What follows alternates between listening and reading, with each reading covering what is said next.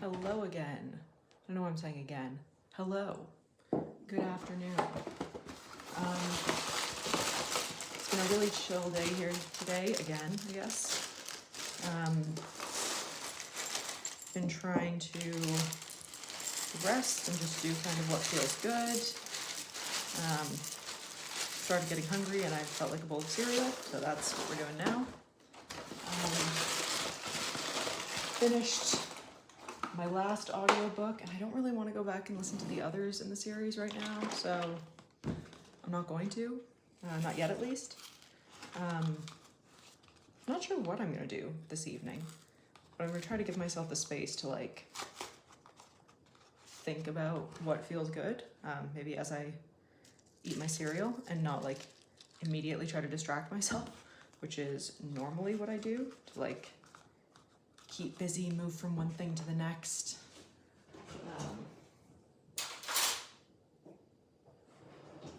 Sort of keep moving so I don't have to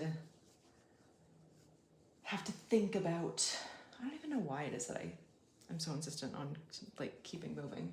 I think part of it is like the racing thoughts that feel like it feels like there's always something to be done, and therefore I should always be doing something. And then part of it is, I think, a fear of boredom. But yeah,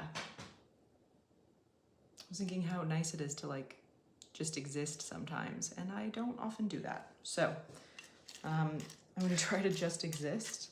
I say that now, but I'm definitely gonna listen to something while I eat my cereal. Man, I'm not good at this. But yeah, we'll see. We'll see what I get up to this evening.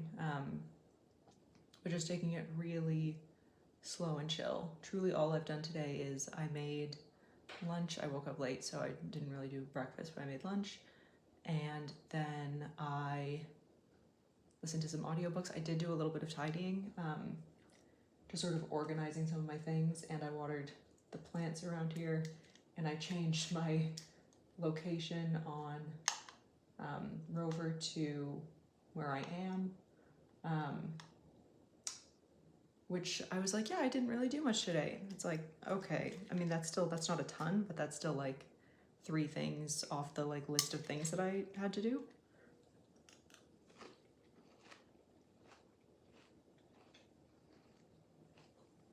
So not as chill as I maybe was intending. But I'm trying to focus on like chasing the joy and nurturing what I do want rather than focusing on what I don't want.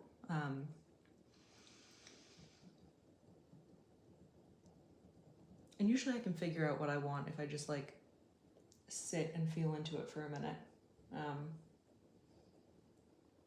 So I might just have to do that. I might just have to like sit and see what the body is feeling.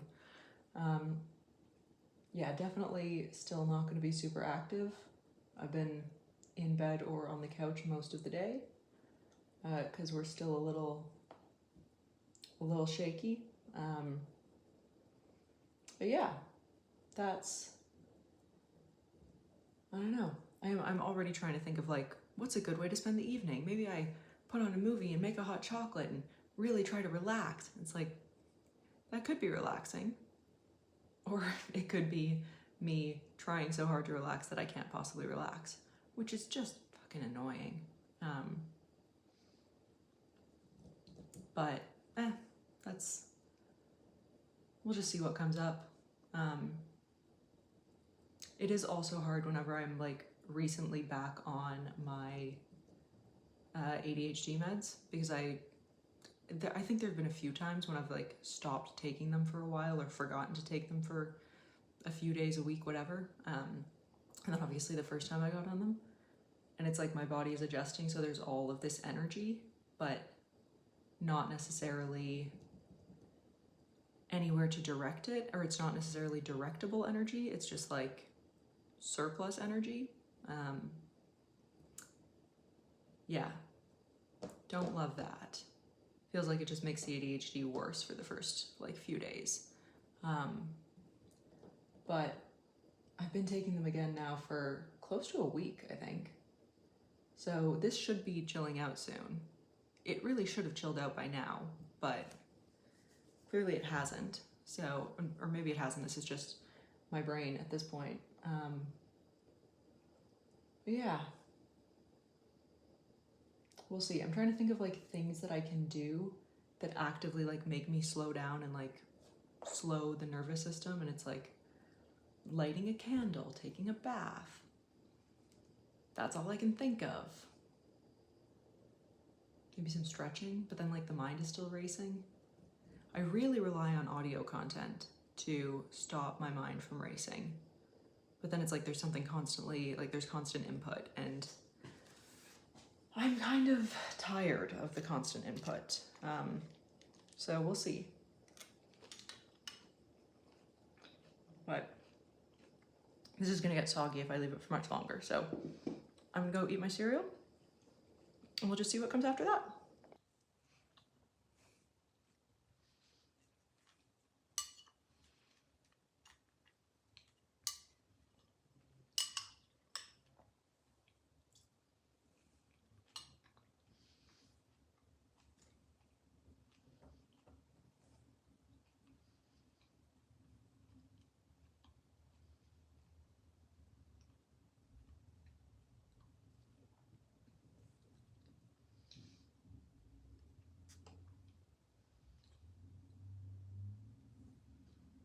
I could go for a walk, but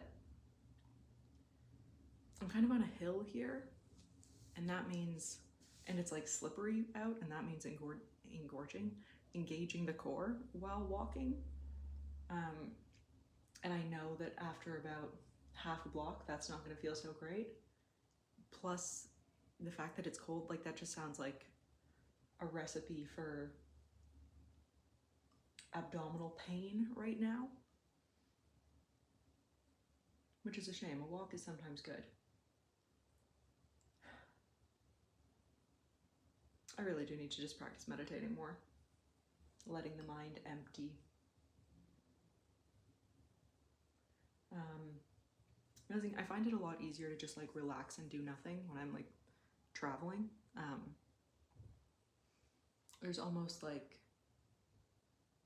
when I'm like somewhere beautiful that I haven't been before, or seeing something that I haven't seen before, I can just like relax and enjoy it. But the second it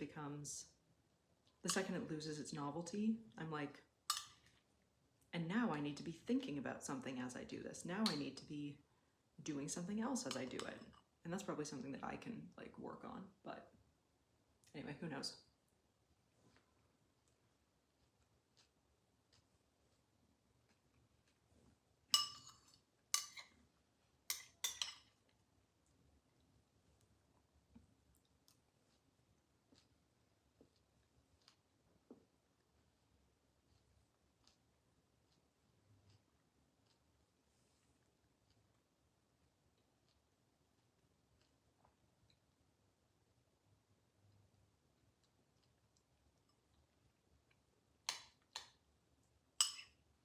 Maybe I should try some like frequency music or white noise.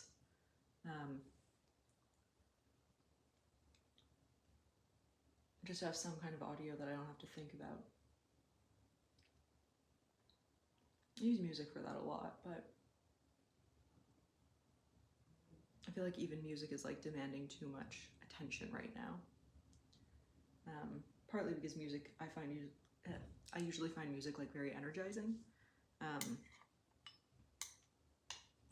So even if it's like kind of chill, calm music, it's like I want to sing along, I want to, like I want to dance, I want to walk, or like I don't know. Yeah, I find it more energizing than relaxing. But maybe some like frequency, whatever hertz music, or something instrumental, that could be good.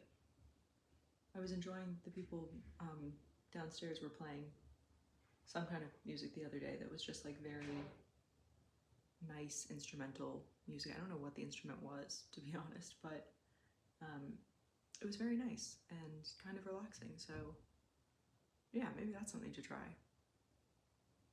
And then I'll try not to get too in my head about like, man, these chords and this key is really making my brain, like, try not to get too metacognitive about it all. Yeah, I have a hard time with that, surprisingly.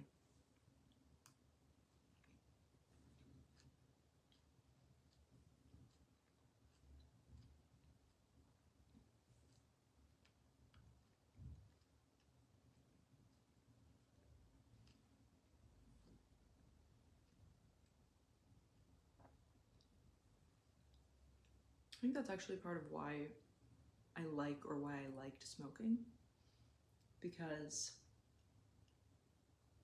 sometimes it makes my thoughts like fast, but often it kind of clears out the excess, or it did. I'm thinking back to like when I first started smoking and I was like, wow, this is what it feels like to be high.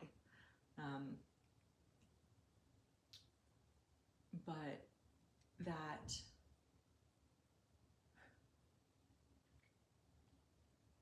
like I'm remembering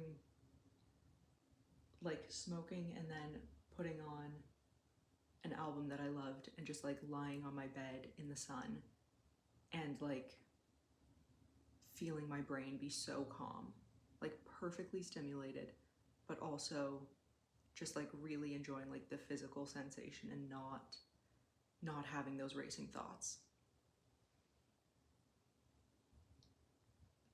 But that's hard to manufacture. It's hard to imitate. Can't really get that on demand, as I discovered through many years of trying to use smoking as like an escape.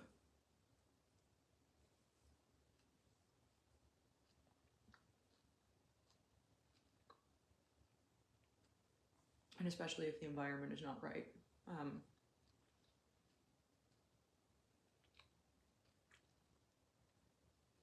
Environment is absolutely the thing that makes the difference between like relaxing chill and paranoia for me.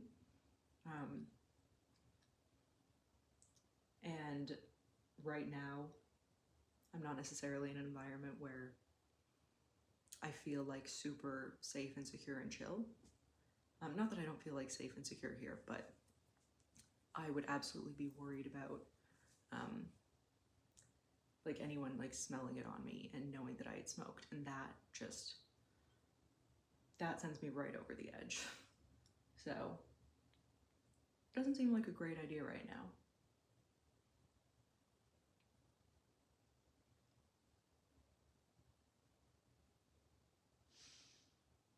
And it's not sunny. Sometimes that's nice to just like sit outside when it's sunny. But hey, summer's coming. It's nearly, I mean, I guess technically it is spring. It's nearly, I guess it's not nearly the equinox. It's still like 2.5 weeks away. But I mean, that's pretty close actually.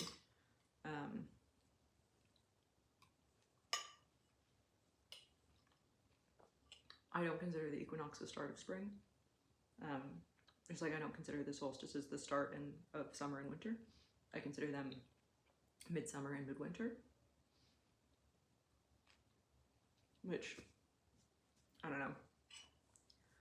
I guess the official channels don't agree with that, but I don't really care. It doesn't make sense that the start of winter would be the longest night. That's the middle of winter. Yeah. That's just my take on it. I mean, it's not my take, it's other people's take as well, but all that to say, it should be getting sunny and warm soon. And I am really excited for that. I think it's supposed to be warmer this week. I think it's supposed to get like warm this week and then cold again next week. Or I guess warm next week and cold the following week. I don't know what I'm saying. It's Friday, so it's supposed to get warm for a few days and then drop back below zero, which I'm not super excited about, but also it's March in Quebec, so, you know, you get what you get.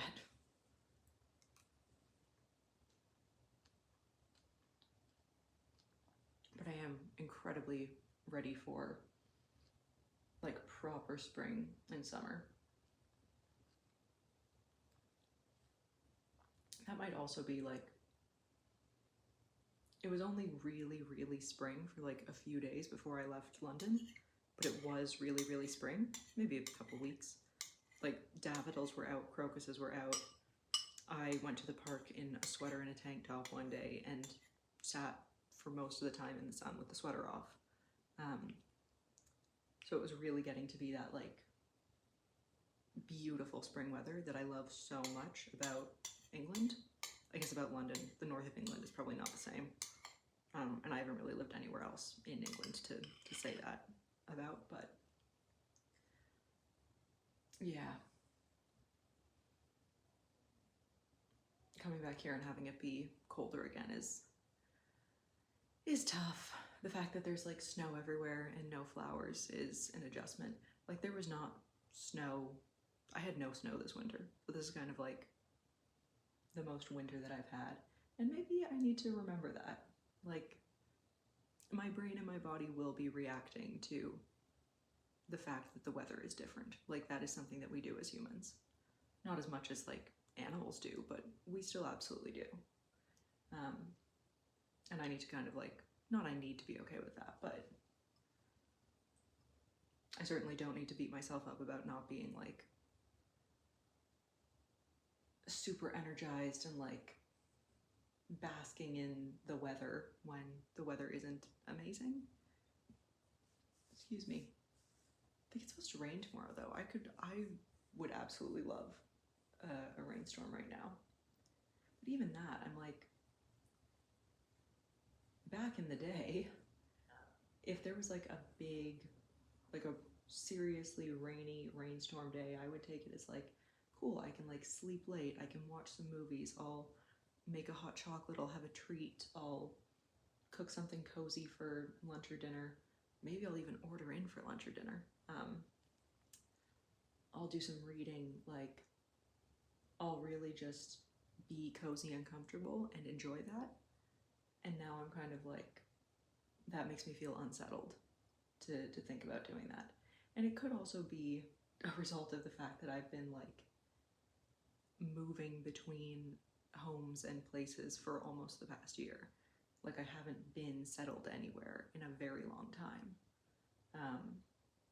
And even when I was at my last place for 6 months, it was like, I knew that I was going to be leaving it. So I wasn't even fully able to settle there.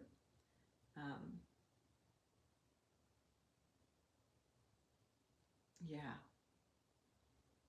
I feel like that's, yeah, part of the feeling is like unsettlement. I don't know if that's the right word for that, but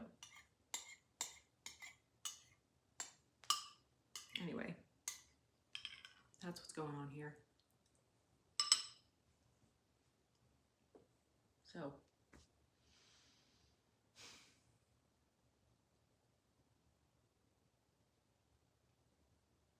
yeah, maybe do a little meditation, maybe just like take the time to feel what feels good, what feels appealing, and then do that, because the brain will keep racing if I don't put a stop to it.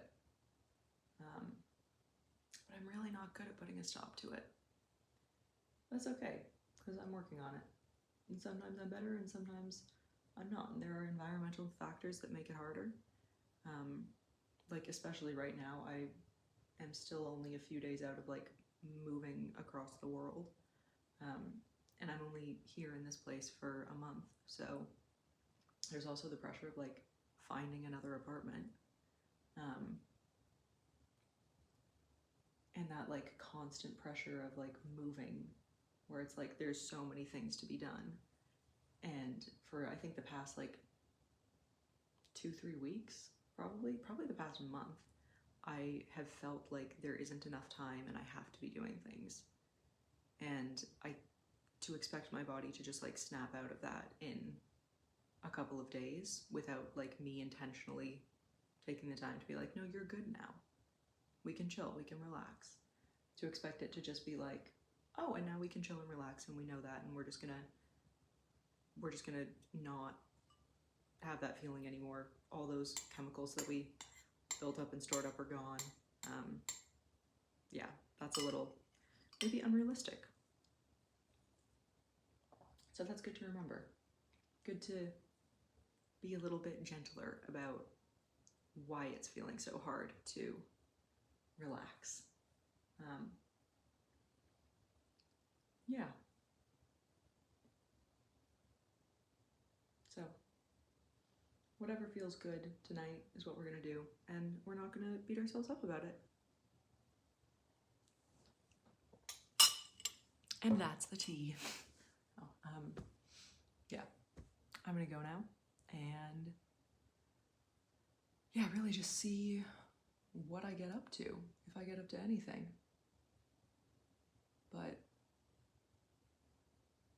yeah, try to at least pick some things that are kind of chill. Like I'm not gonna,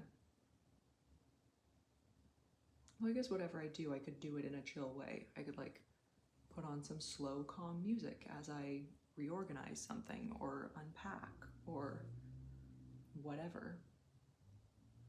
Yeah, I'm still not really unpacked, and I still don't know how much I'm going to unpack. Because like I said, I have just been moving, and it took me a while to pack. So, and I always, the time, like the inability to estimate how long a task will take me really messes with me when it comes to packing. And I've underestimated it so many times that now I tend to sort of, I either overestimate or underestimate. I never guess correctly how long something will take me.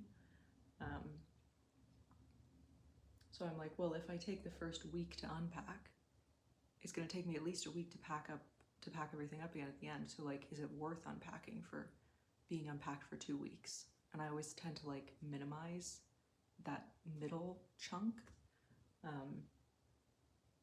and like the convenience of being unpacked for that amount of time. I don't know.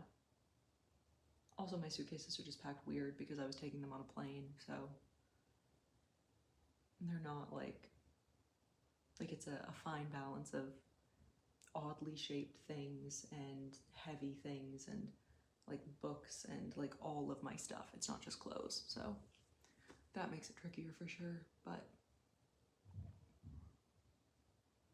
yeah, we'll see. Anyway, that's it for now. Gonna take it easy tonight, do whatever kind of appeals. I keep saying that, and then I'm like, but here's all these thoughts. But we're really going to. Yeah. All right. Bye for now.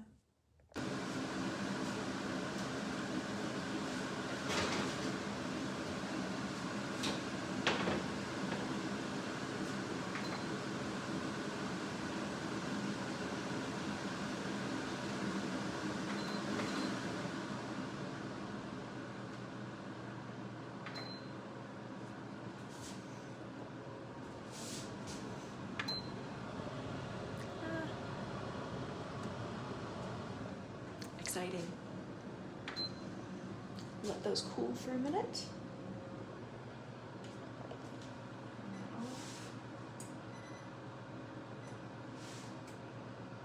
Is there a drying rack?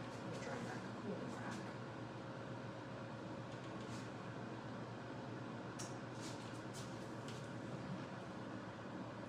I don't believe so.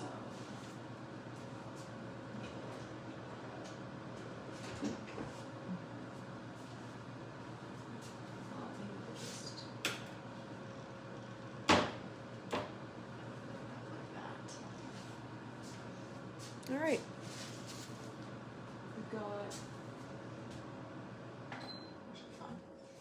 got some cookies going. Is it smoky in here? I can't actually tell.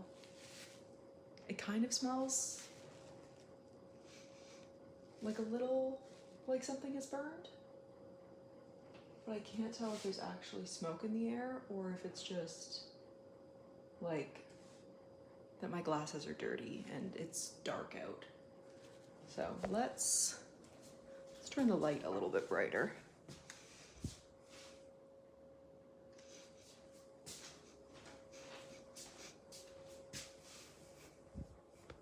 Right, I think we're fine. I think we're good.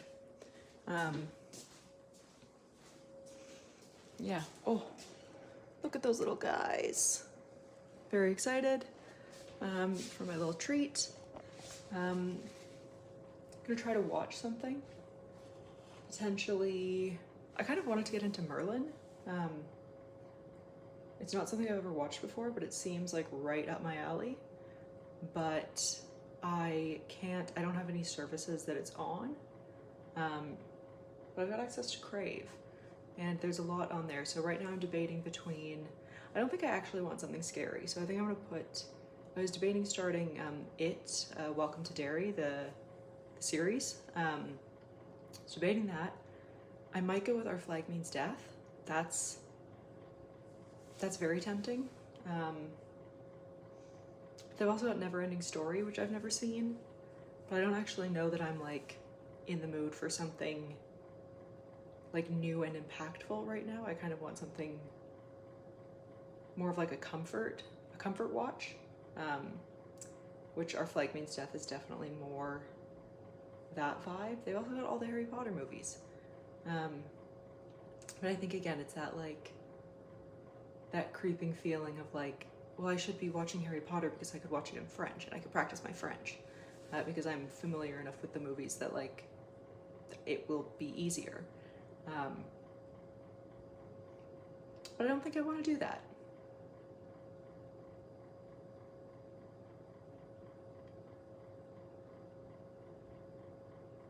There's a lot on there though, so we'll see. Because I kind of would like something that's new, but just not like sort of new but easy. That's kind of why I was thinking Merlin. It doesn't require a ton of thought, but should just be like entertaining. But we'll see. We'll see. I might check it out. I have been meaning to actually do like a trial of Disney Plus. I think they have Merlin on that. So I might try that. I don't know why I've like fixated on Merlin right now. But that's what my brain is saying that I want at the moment. It's like, this is what you've decided. But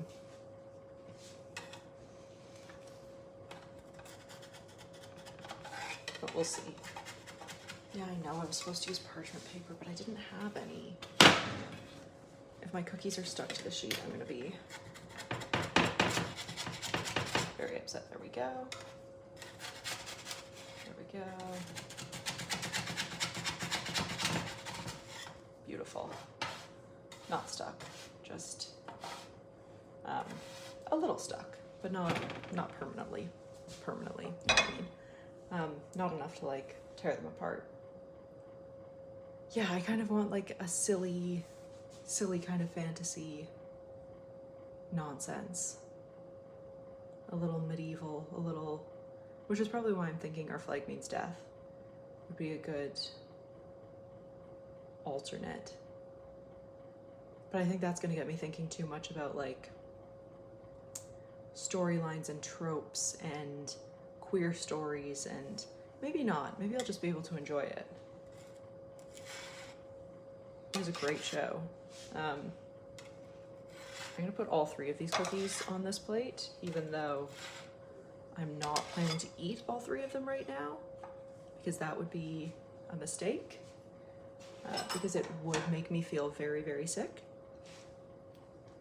if I ate just 3 cookies one after the other. But I'm gonna put them all on the plate anyway, and then I'm just gonna have to exercise some restraint not to eat them all. So we'll see.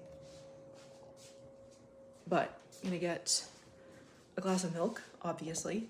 Can't have fresh chocolate chip cookies without having a glass of milk. And I'm gonna tilt this guy away from there. Just for now. Yeah. Do other people do that? I always like shake the milk carton or whatever before I open it, and I don't know why. I don't know when I started doing it, but it occurs to me that that might not be like a necessary thing to do or a normal thing to do. I mean, what is normal? But I don't know why I do it.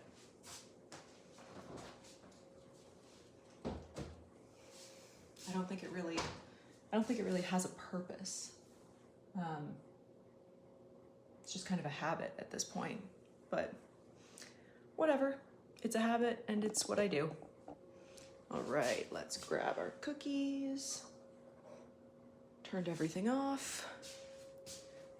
And let's go.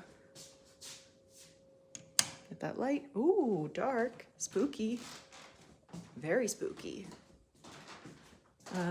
Yeah, I think we're gonna rule out Welcome to Derry because I don't really want the spooks. I got the Princess Bride too, which is like a classic goofy medieval one. Oh no, come back. There we go.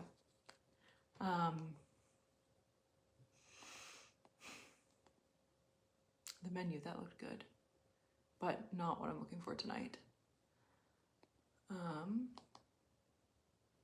Golden Girls, which I've never seen. They've got a whole section of things that are only available in English, which makes me feel better because then I can go, oh, they only have it in English, so I have to watch it in English.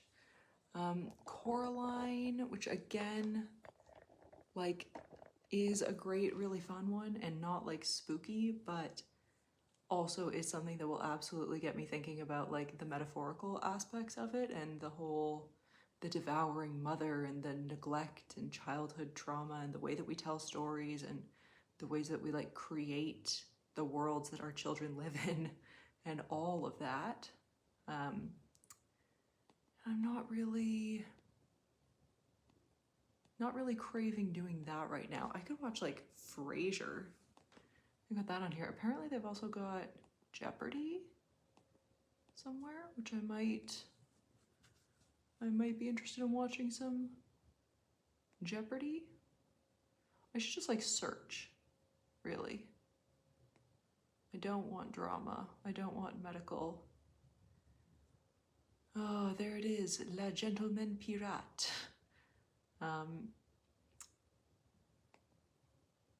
But I really want to see Recherche. Here we go.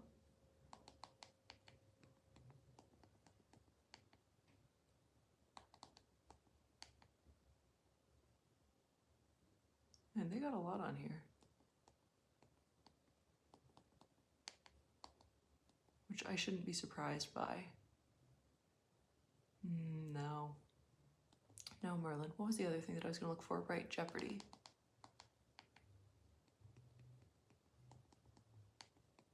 But again, I don't actually know if I want to watch Jeopardy tonight. Oh, Jeopardy in English only. What a shame. Oh, 42 episodes. Is that 42 episodes per season? Oh no, it's season 42 has 6 episodes. Season 36 has 10. Season 35 has 22 episodes.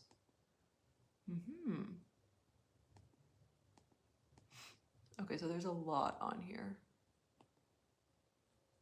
So that I will remember for the future.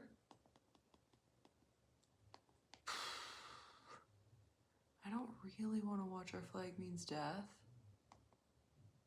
which is rare for me. I don't really want to watch The Hobbit or The Hunger Games.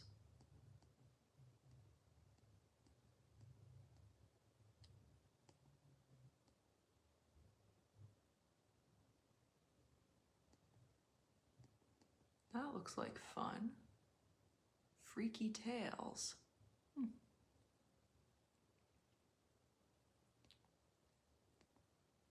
There was something else that I saw up here somewhere, and then I went past it. Now I don't remember what it was.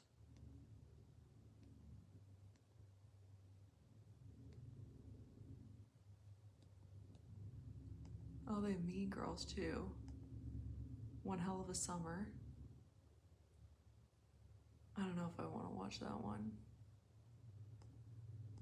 It's petty, but I'm just real sour on Finn Wolfhard at the moment. And so I don't really want to watch him. Neverending, yeah, it was Neverending Story. That was the one that I was thinking of. But I don't know. I don't know. Drag Race, White Lotus. Oh my god. A Royal Christmas Present? Looks horrific. Handmaid's Tale. I never finished that one. That's quite a cool image there. Succession, never watched that, but that feels too serious. Girls, I never watched that one either. Isn't that... Oh no. Histoire sans fin.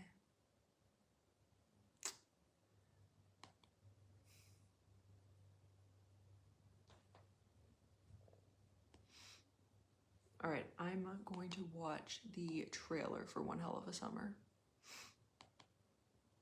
because it does kind of seem appealing, even if I'm not keen on watching Finn Wolfhard. I'm gonna pause this while I do that. Okay, not into Hell of a Summer right now. I mean, I said I didn't, and it doesn't look scary, just slasher. But now I'm torn because there is so much on here and like nothing I really want to watch, which is annoying. And like that's such a minor inconvenience, but it's like, you know, I'm in the mood for something specific and I can't find it. We could go comedy and search through every comedy on Crave. That might be what we have to do. I don't know why I'm back to filming slash, yeah, doing this. And why I'm not just like searching through on my own. Barry, that was a good one. But also not really what I'm in the mood for. I might have to seek out something else. We'll see. Anyway, I got very distracted. Oh, Reservation Dogs, that looked good.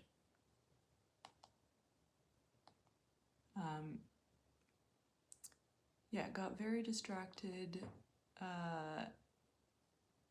after finding that, because I had to go on YouTube to find the trailer because it's only in French on here, and like I could see it, but I couldn't translate the dialogue fast enough to really get the effect and the tone. That's it? That's all you've got? That's not even that much. And also, Our Flag Means Death is not under comedies, which makes me think that this is not all you've got. See, now I'm suspicious. I could watch Curb Your Enthusiasm. I really want something campy and medieval. I don't know why.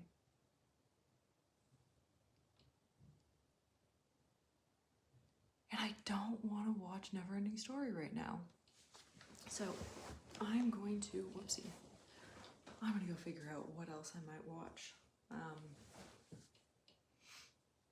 Do we have any other apps on here? Do we have Prime? Do we have Disney Plus? I think it's on both of them.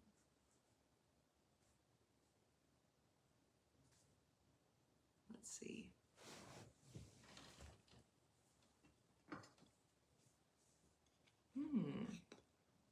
Okay, well, it's turned on. These are definitely not cooked all the way through. Damn it. They were in there for 12 minutes.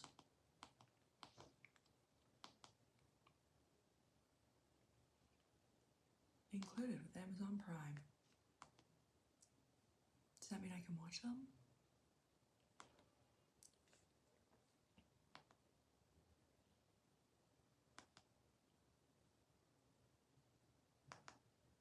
So much horror.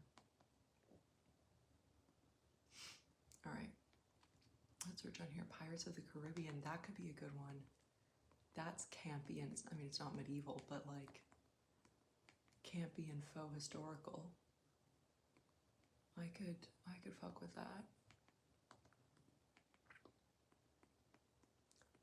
Come on.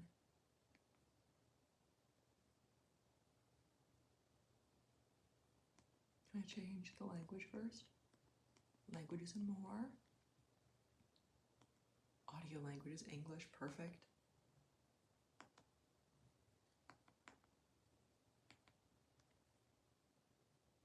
Let's see, do we have access? We appear to have access. Okay, there we go. Problem solved. Sorry, I've got like cookie all over my hand, which is why I'm holding it weird.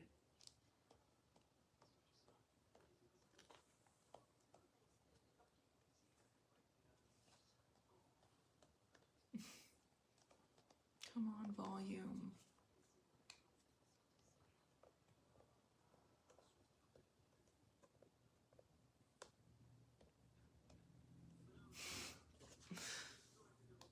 It's so annoying. Oh, is this young Sherlock? How many times are they gonna make a Sherlock Holmes reboot? I truly, like, I loved BBC Sherlock. I do not know how many more versions. I also didn't hate Elementary. Didn't love it, but man, this is not gonna let me. This is not gonna let me change the volume from here, is it? Is it like, are the batteries dead?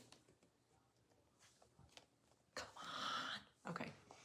I know we're being messy, but this is like too much for even for me. And all that I'm gonna do is turn the volume up and then stop recording. So I'm gonna go. I'm gonna eat my, I mean, at least I know that the cookie dough is safe to eat raw, so we're fine. Yeah, I'm gonna go eat my cookies. Cookies. Might as well eat all of them. If they're not cooked, then, you know, I don't want to leave uncooked cookies out for days, so I should probably just eat them all. That will make me sick. I don't know what I'm gonna do with the last cookie or two. I'll eat 2 of them tonight. We'll see about the 3rd. But I'm gonna go get into Merlin. I'm very excited about this. I'm glad I found it. Yeah, that's gonna be the rest of my evening. Where's my headphone case? Oh, I'm a wreck. Okay, yeah, I'm gonna go try to fix this volume, but excited. We figured it out. All right. See ya. Okay, I'm back because I've just paused this and there is an ad. First of all, for Alberta residents only, which you would think that they would know that I'm not in Alberta, but it's AGLC, which I don't know what that stands for, but they're giving away t-shirts. That's like their big thing, like get a free t-shirt to wear your support for Dry 9, a commitment to alcohol-free pregnancy. Surely, if you're not already committing to an alcohol-free pregnancy for the health of your child, getting a t-shirt isn't gonna change that?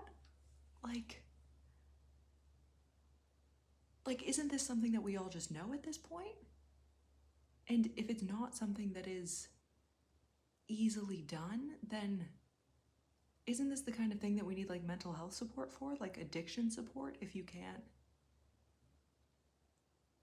Like maybe, and I guess that's, I'm acting like it's like easy and but I know that fetal alcohol syndrome is still obviously a thing and a problem.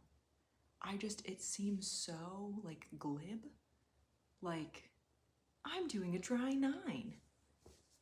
Like, it's not fucking dry January. It's the health of a fetus at the moment, but the health of like a living creature, like a living being. Like, and they've got a logo that's like a 9 in a womb, I guess it's meant to be. I guess the 9's meant to be like a baby, but I don't know, it just seems so, this is really throwing me. This is strange and I don't like it. It's like a weird commercialization of like if you're not giving up, if you're not drinking while you're pregnant, and also then the partner should be also doing, if they're supporting a dry 9, surely they're also not drinking. So surely they're also doing a dry 9. Surely that's like the thing. I don't know. I find this so weird that it's like an ad for, hey, I'm not drinking while I'm pregnant. What? Like, are we not at the point where, as a society, we're like, yeah, you also hopefully aren't smoking while you're pregnant.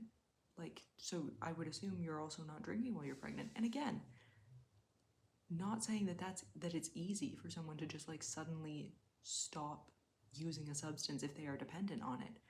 But then a t-shirt isn't going to change their mind, and maybe we need actual mental health supports to support carrying parents who are struggling to stop consuming alcohol while they're pregnant.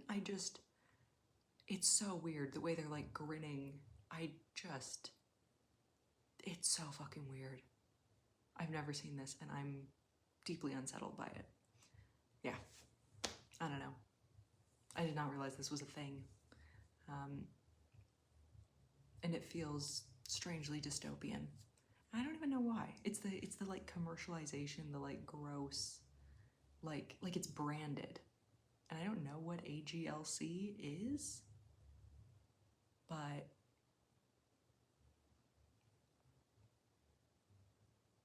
yeah.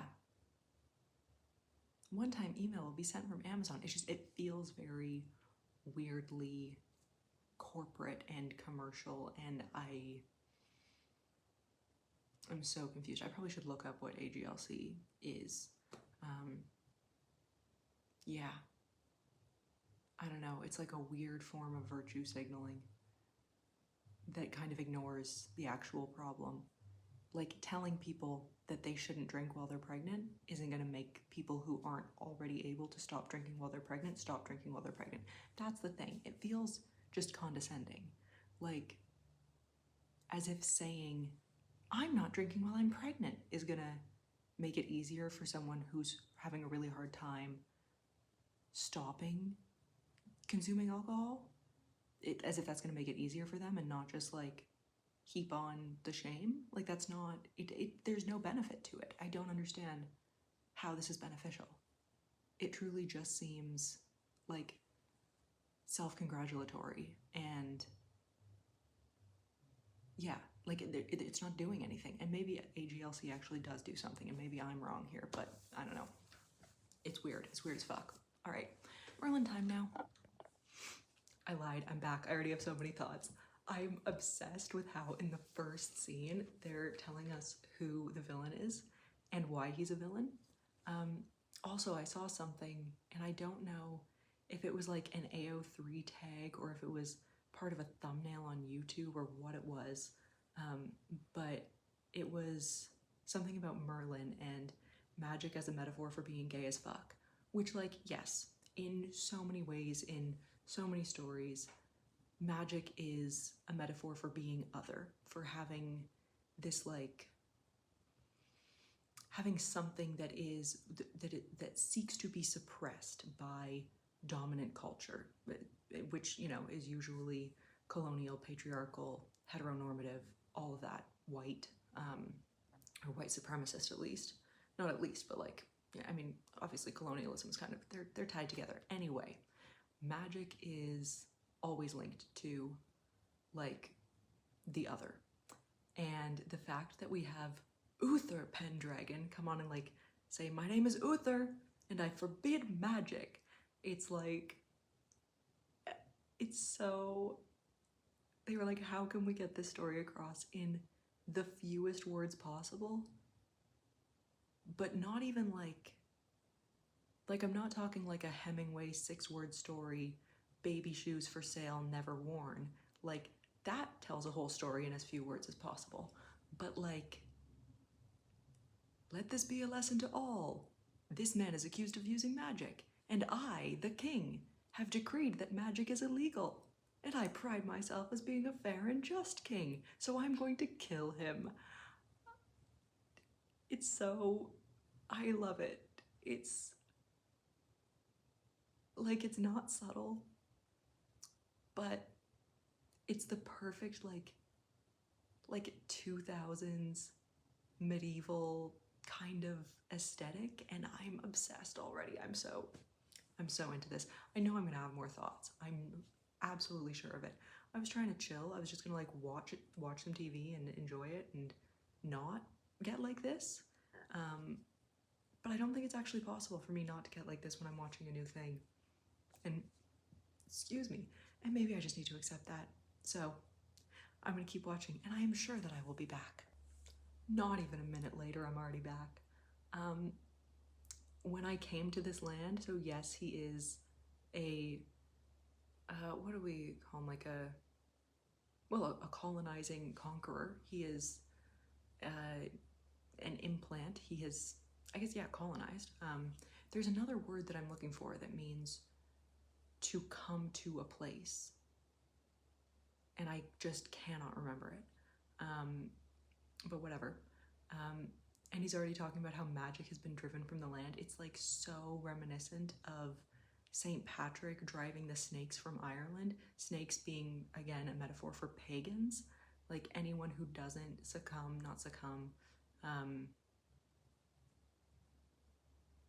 bow to the reigning political and religious powers, to, at the time, the Catholic Church. Like, we drive them out, and if they don't leave, we kill them. It's so, like, it's just, it's not meant to be about that. I don't know. I'm in the first, truly, I'm 3 minutes and 21 seconds in, which we love that. Like, barely into this. But I don't know if it's meant to be, like, a political commentary. But I'm loving it. Yeah. I realized I didn't go anywhere with the like magic is a metaphor for being gay as fuck thing, but it really just someone had linked that to Merlin specifically, and I don't know if Merlin is canonically queer. He certainly looks it. The way that they've presented him as like a, you know, the certain, you can usually tell on first sight if a male protagonist is meant to be attracted to women.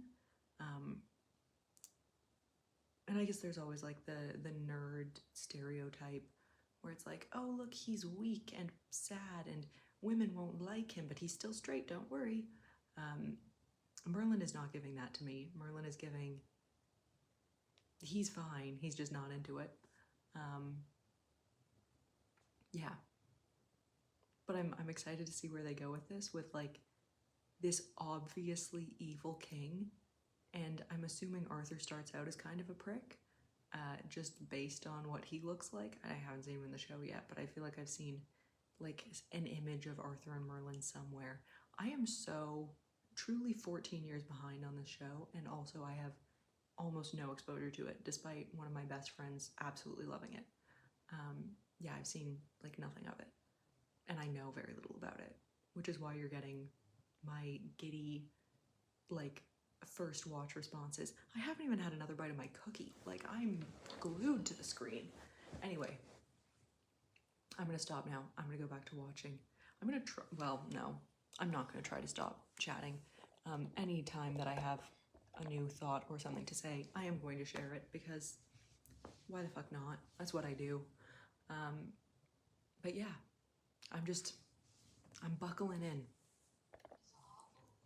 Okay, obsessed with the old woman who looks the part of a witch, going, the evil is not sorcery, it's hatred and ignorance. You killed my son for no reason, and I'm gonna get you.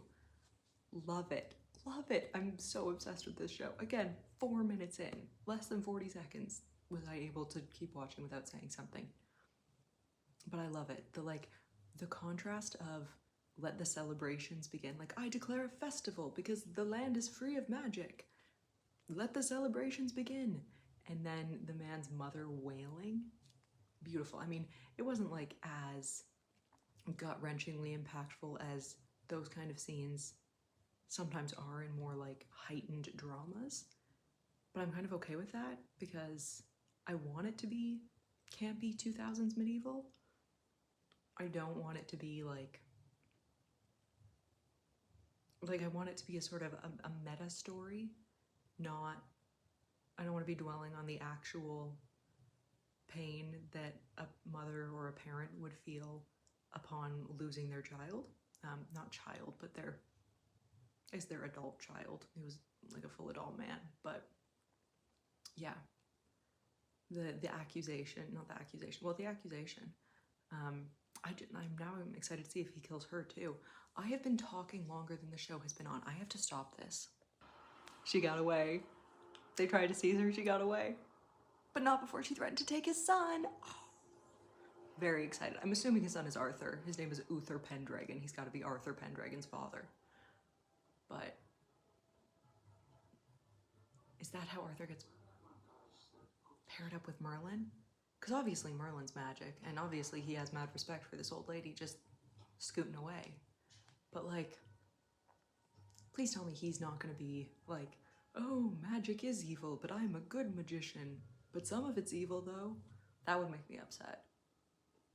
If the whole story is like, look, this white boy learned that actually the thing he does isn't good when he does it and evil when other people do it. It's always good. That would upset me, but it also wouldn't surprise me to have a 2008 narrative be about the white boy's learning journey. Oh no, Physician Gaius, and now he's gonna have to use magic to save him. Thank goodness.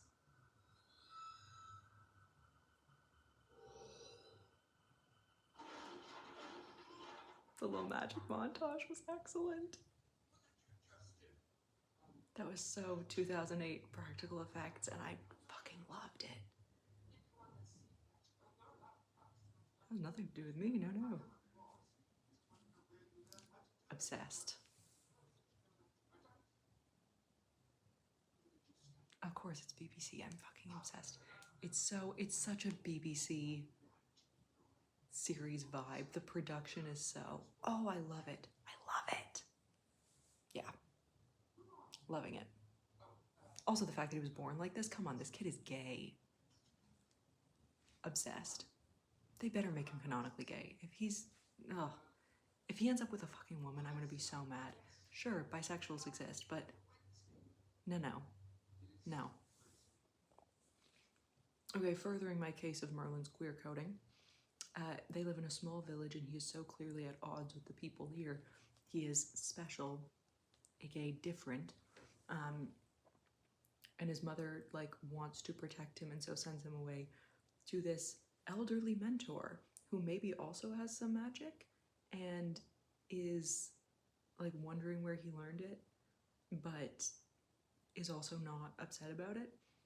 Mostly, I paused it the second she said, ours is a small village and he is so clearly at odds with the people here, because come on. Special boy in a small town has to go to the big city to find his people? Please.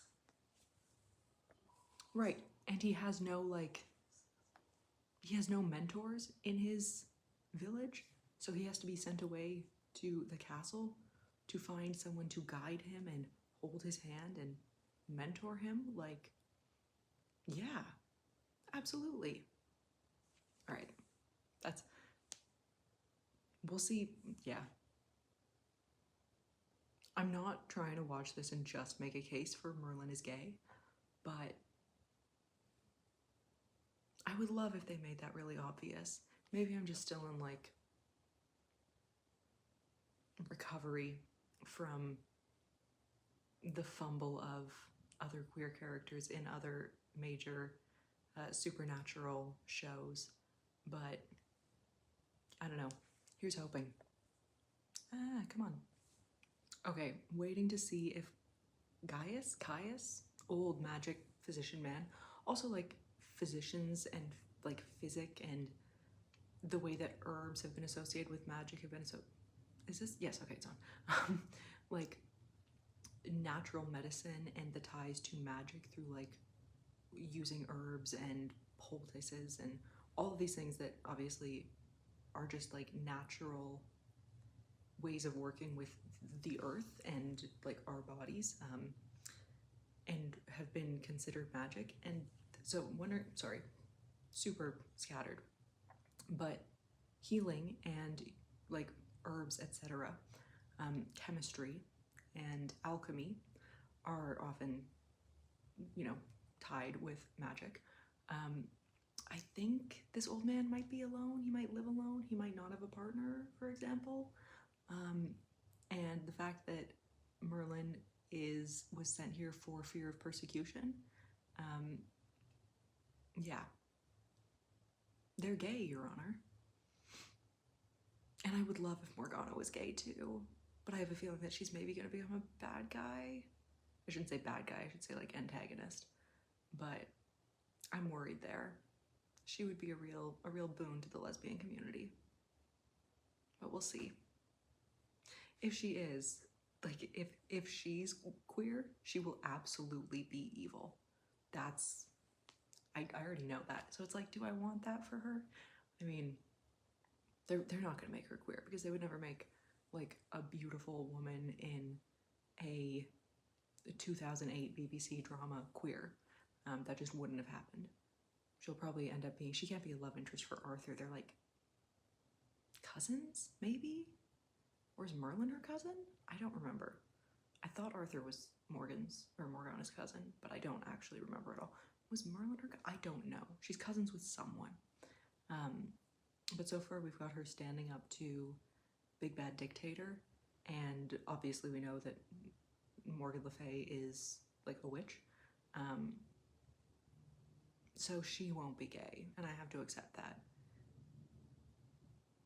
But I don't want her to be actually evil. I know she'll be perceived as being evil, at the very least, because women with power are evil. That's the rule. But I don't want her to be actually evil, and I really hope that she's not. But again, this is BBC in 2008, so like, how far from the script can we really expect them to stray? I don't know. I have high-ish hopes because she seems reasonable, but this could just be like her origin story. So who knows? Okay, I won't lie. I was hoping Lady Helen might be a love interest for Morgana. Now I'm pretty sure she's, I mean, I can't tell if she's gonna die, and they were just like, she's our best singer. So that we kind of cared about her in some way before she died. Or if she's got enough of a role that she won't die. Is Morgana gonna kill her? Oh no, was that the witch from the beginning?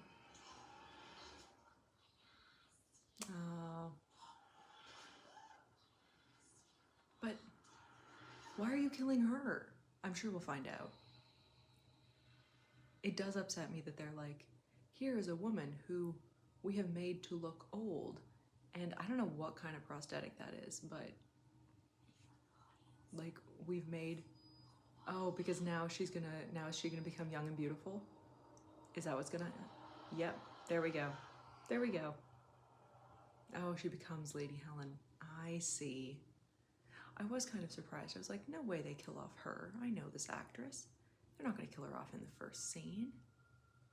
Because of course, women women do evil deeds in the pursuit of youth and beauty.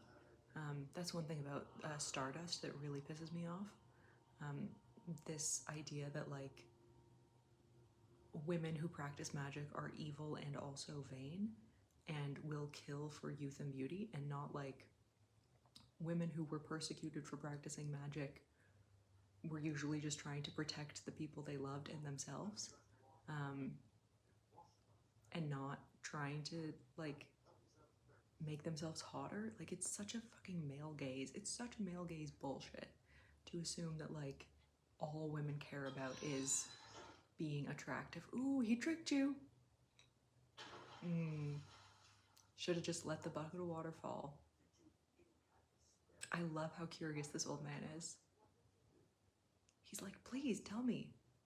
Tell me more, tell me more. Like, does he have a car? Obsessed. But that does really irritate me, that it's like, a woman practices magic. Well, what's evil about her? Well, she wants to be beautiful, because that's what every woman wants. Youth and beauty. Fuck right off. Irritating. And I know that technically in this she's becoming Lady Helen to like get into the castle and not for the youth and beauty, but still the fact that she like looks at herself in the mirror and we see the like, I was assuming it was a prosthetic, but maybe it is just weird CGI. We see that fade away and she becomes younger and more beautiful, is like, it's still linked to that, you know? She is old and ugly. Well, stop him. Don't just let him. You could have stopped him. If this guy just OD'd,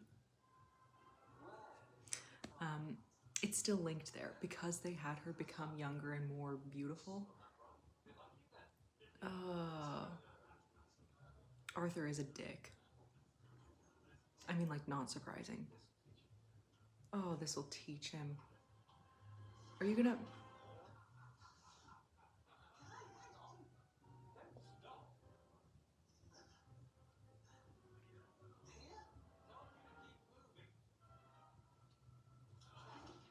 Yeah, we hate Arthur.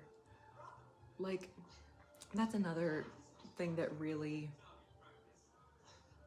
irritates me, when they're like, let us show you how terrible this man is, so that we can show you how he becomes less terrible and does like the bare minimum good person shit.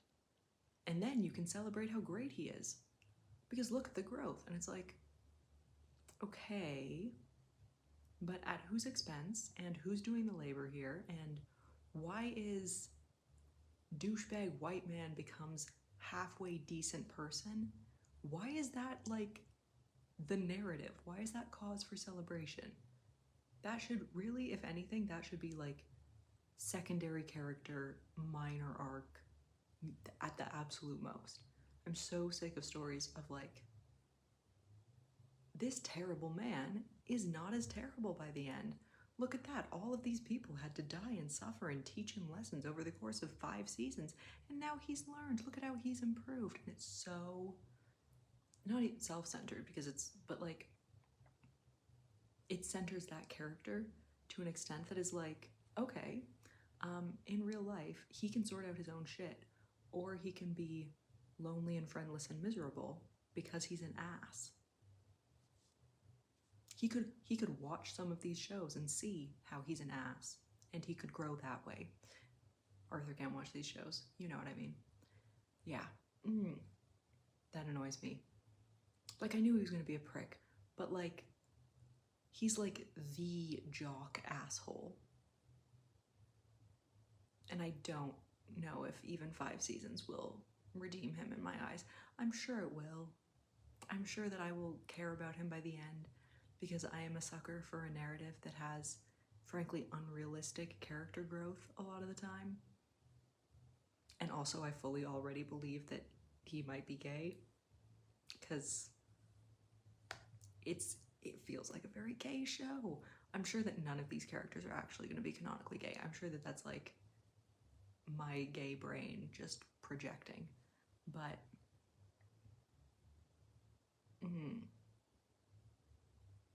it is, if Arthur or Merlin was a woman, this would 100% be like the enemies to lovers meet cute, not meet cute, but like where the woman sees what an asshole the man is, and then he has to earn her love by becoming a decent person, which again just like plays into the trope of like love and relationships are a prize that you win for not being a prick, which just breeds such harmful beliefs in actual men and actual people generally, that like you deserve romantic relationships if you're not an asshole, which is just not true. Nobody deserves, like, it's not something you earn. A person is not a prize. And I know that that's not the story they're telling here, because they're not going to make Arthur and Merlin a gay couple. I wish they would, but even like, if he learns the lesson that like you won't have friends if you're a dick, and the friends that are actually like decent friends will only keep you around if you're not a complete piece of shit, maybe I'd be okay with that. But he better start learning fast, because I don't know how long I can deal with someone making, it's the class aspect too, that's the thing. It's like he's a rich jock and he's making a servant run while he throws knives at him.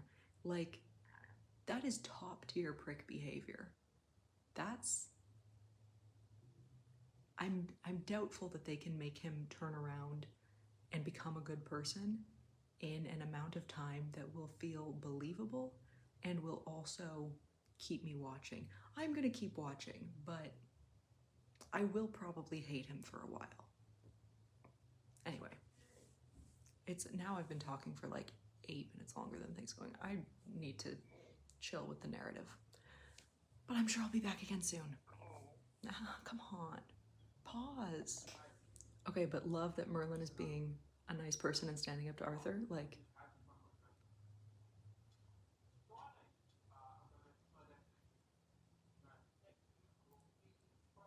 yeah. Yes, Merlin, thank you. This is such a,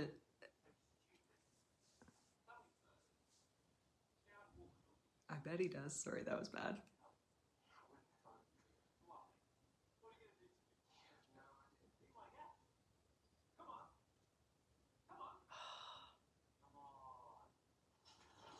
Oh, Merlin, yeah, we knew that was coming. Yeah. Come on, Merlin, we knew that was his son. He's the biggest prick on the playground. You can't tell me that's not a enemies to lovers romantic meeting there. You absolutely cannot tell me that that's not what that was. And like, yes, men are allowed to have friendships, but the way these things are structured, there was too much tension. I'm sorry. That flirty smile? Nah. That's just my take though. Okay, obsessed with subtitles that tell you how you're supposed to feel about what's going on. Like when they say that there is an ominous voice or eerie music. Love that. In case I didn't get, and like, I get that it's, what do they call it? I can't remember what they call it when it's got like the descriptors and things, but ominous voice. Like, you couldn't say like raspy whisper. It's ominous voice. Ominous? Although I guess if you have the, I don't know.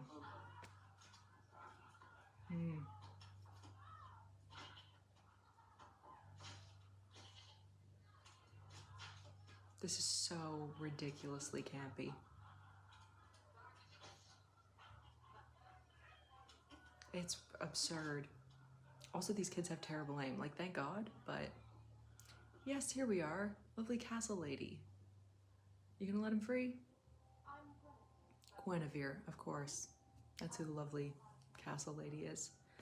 And they're gonna try to convince us that Merlin is going to be romantically interested in Guinevere and not just besties.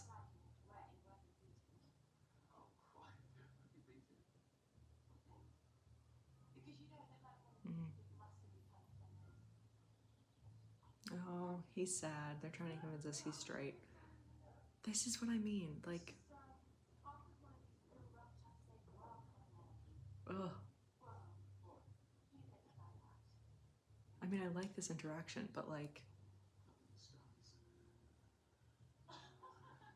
maybe I can agree that bisexuals exist. He's still queer.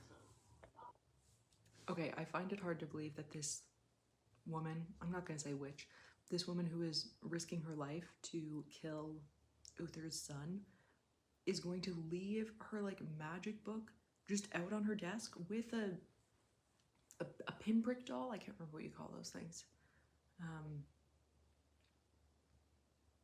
Yeah, I can't remember at all. But come on, at least have Merlin like snoop around a bit.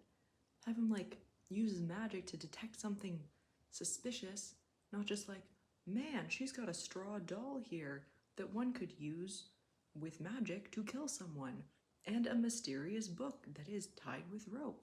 I wonder what that could be. Come on. She's coming back. She's gonna catch him. Oh, she knows he's in the room.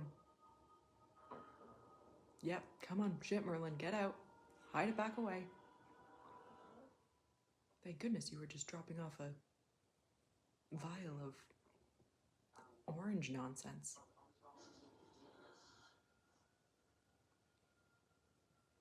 I was wondering, does she need to stay, like, is it only her who can see her real form in mirrors, or is it anyone? Because that seems like a big flaw with the spell, right? Like any reflective surface? I don't know. That seems problematic. I hope she can sing as well as the other woman can. Seems like she's got her voice, but that could just be because it's the same actor. Who knows? The fact that they chose to use the words take you apart and one blow, like, come on. Now they're swinging these maces around? You cannot tell me this isn't intentionally homoerotic.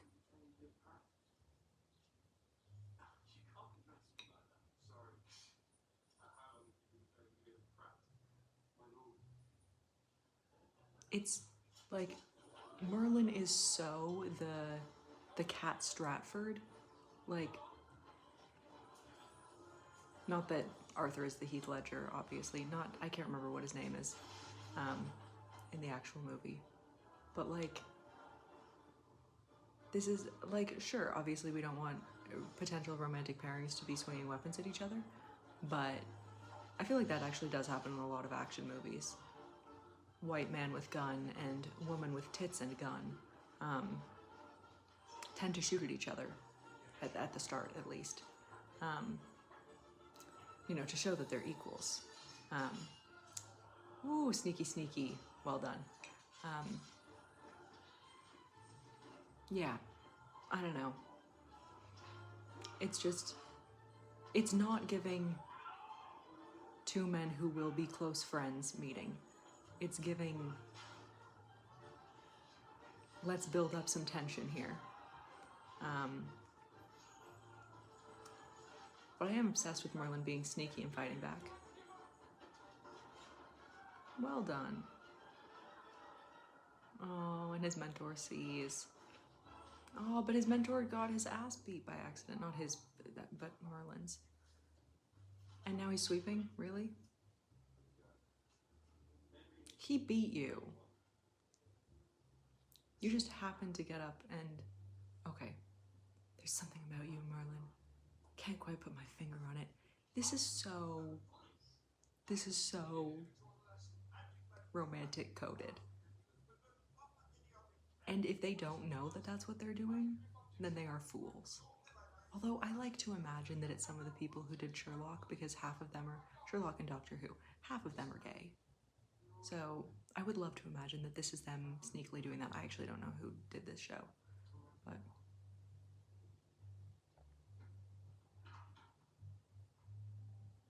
Yeah, I'm convinced that some of that at least had to be intentional. But again, I could be wrong. I'm still only on episode 1. Okay, now we get Merlin asking why he was born like this. Do you know why I was born this way? I'm not a monster, am I? Then why am I like this? Magic as a metaphor for being gay as fuck. I wasn't planning to record anything about this. But I was certainly not planning to go, hey, this show is absolutely gay. They did that. And I have other things to say too, but come on. Come on. And yes, it could be any other version of otherness.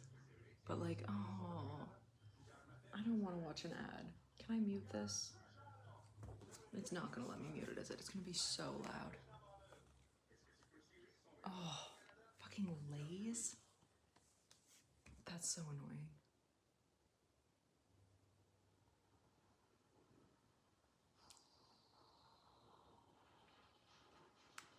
Ooh, sneaky. I still don't care or want to see this, but interesting.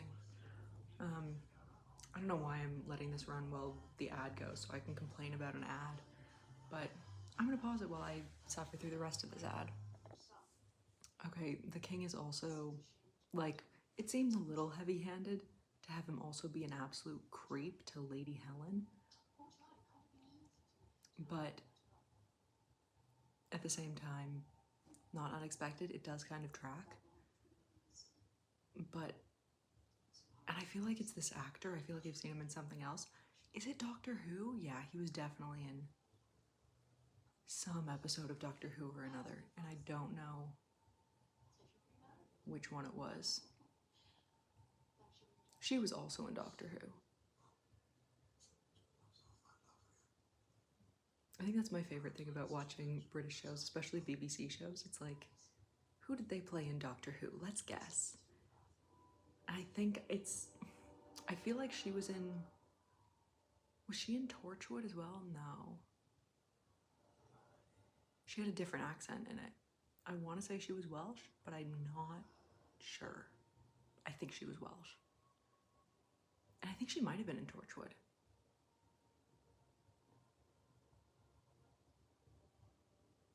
And I can't remember who he was either. But I want to say maybe he's not one of the Slovene.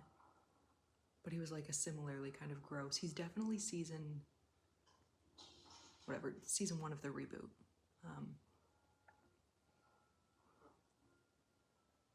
Yeah. Anyway, I feel like that actor is just particularly good at really skeevy old men. So, glad that he's got a lot of roles, I guess. I mean, I hope the actor is not actually like that in person, but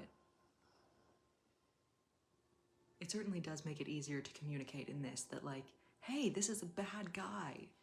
Remember how he's a murderer and a colonizer and hates any form of magic? Yeah, he's also a creep to women. Just in case we didn't get it. But yeah, also that guy would be a creep to women, so. This is, come on, Merlin. These guards can't be that stupid. They have to know that that's magic.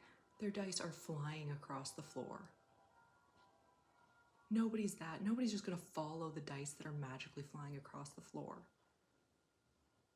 And you're going down to the dungeons to free the dragon? I am interested to see what happens with the dragon. Because, like, obviously dragons are, like, deeply metaphorical. Is the dragon the ominous voice? Oh, that would be cool. Because then it's like, it sounds ominous, but actually, again, good guy. That would be really cool. I would really enjoy that. I would also love if it's like a stupidly cute dragon. Like, we think it's gonna be some like big scary beast, and it's like a cartoon dragon from like Dragon Tales. Would love that. Because how else is he gonna get him out of here? If he's too big to get through the passageways, I guess that would be a good way to... Although there's definitely another exit from that cave. That's a massive cave. Also seems incredibly dangerous to build a castle on top of that. But that's not... Practical concerns are not important right now. Is he tiny? Oh no, he's really big. But he is friendly. I'm excited about this. That is some 2008 CGI. Oh. I mean, so is the whole cave.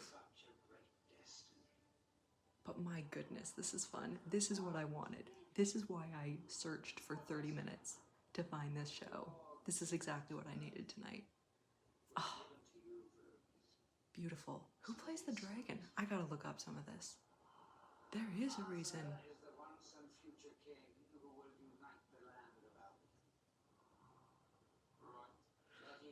Don't love that Arthur is uniting the land of Albion. Like, okay, there's a lot of other people there who don't necessarily want to be united. But whatever. Yeah, no, Albion wouldn't necessarily be a bad thing again. Oh, the refusal of the call, classic. I feel like they're talking too loud and it's probably... I'm gonna pause this. Again, come on. Okay, love Merlin trying to ask for more information from the dragon and the dragon flying off. Because yeah, you cannot interrogate the dragon, you cannot interrogate the shadow self to just tell you what you want to know. That's not how it works. But I both love and hate the fact that it's like, it's your destiny to help Arthur become king. And Merlin being like, no, must be a different Arthur, this one's an ass, not gonna happen. Because like, sure, maybe it is destiny for Arthur to grow through friendship with Merlin, through knowing Merlin, but to put that on Merlin and to be like, and it's your job and your emotional labor that will turn this guy into a better ruler, even though he has no interest in being one. That bugs me. I do not like the responsibility for bettering the privileged white man being put on, yes, this is also a white man, but as much as they're going to try to convince us that he's straight, he's not. He's still the other, right? Whatever the otherness is, he's magic, he's the other. And the responsibility is still being like explicitly put on him, like, you better make him a better person, otherwise the whole land is gonna suffer. Like, really? And again, it is 2008, and that is a very 2008 sentiment. But like, can we not just drop Arthur in the cave? Can we not, like, is there not something that can be done where Arthur is forced to take the responsibility for becoming a better ruler if he wants to unite Albion, which again, not necessarily a good thing, but also again, 2008 BBC drama. So you win some, you lose some. And I guess it is about an English king, so we can't really expect it to be anti-colonial. I don't actually know the legends of King Arthur very well, but given that he was a king with knights, we can't really expect him to be equality-minded, I suppose, or not interested in conquering. But I'm torn here. But also I would love if the dragon was just like hanging out in the cave to give Merlin this information, and then he can like break free and fuck off. That would make me so happy. I mean, it would be sad, obviously, for the dragon, but I would love if he could just like scurry away now. If he's stuck in a cave for 5 seasons, I'm gonna be mad about that. I know he's a fictional animal. I'm still not pleased. But we'll see. We'll see. Okay, I am wondering if Lady Helen is actually going to kill and adopt Morgana's, like, facade. And that would explain why Morgana is going to become a bad guy. Because I'm gonna keep saying bad guy. I know I should say antagonist. I'm gonna keep saying bad guy. Because right now I don't really see it. Oh, look, there's another woman for us to believe that Merlin is interested in. What do you... But isn't... I'm confused. I'm confused about who is relatives and who is, like, who has an affair with who. Obviously, Guinevere marries Arthur. Guinevere is actually in love with Lancelot.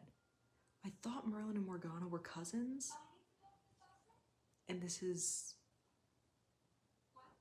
a little weird.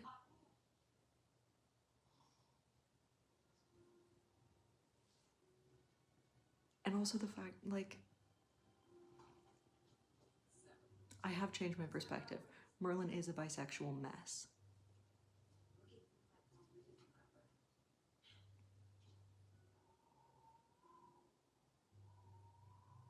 But I'm also like, now you've introduced two male leads and two beautiful women, both of whom have had less than 10 lines of dialogue. One of whom I think is going to become evil. Maybe. Do I recognize her too? Is she also... I don't think she's from Doctor Who.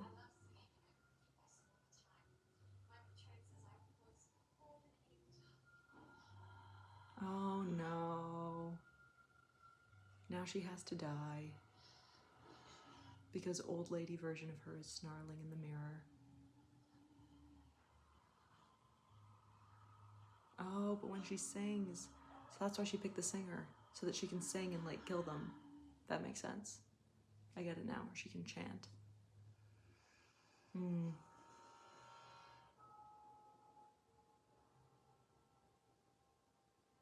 Despite some of the problematic aspects, I am still loving this. But I am... that is an issue that I have. Where things can really bug me, and yet if they do other things in a way that I like enough and is fun enough, I can still enjoy watching it. Okay, now are we gonna see who... Yep, so Arthur is hot for Morgana, who has a rhinestone teardrop on her cheekbone for some reason. Is that them warning us that she's gonna be evil? Or is that just like a splash of 2008 magic?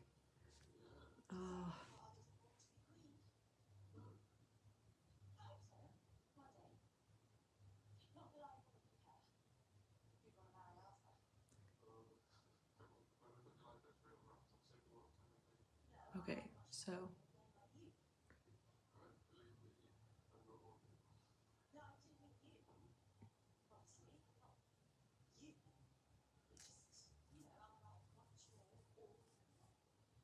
This is the most awkward...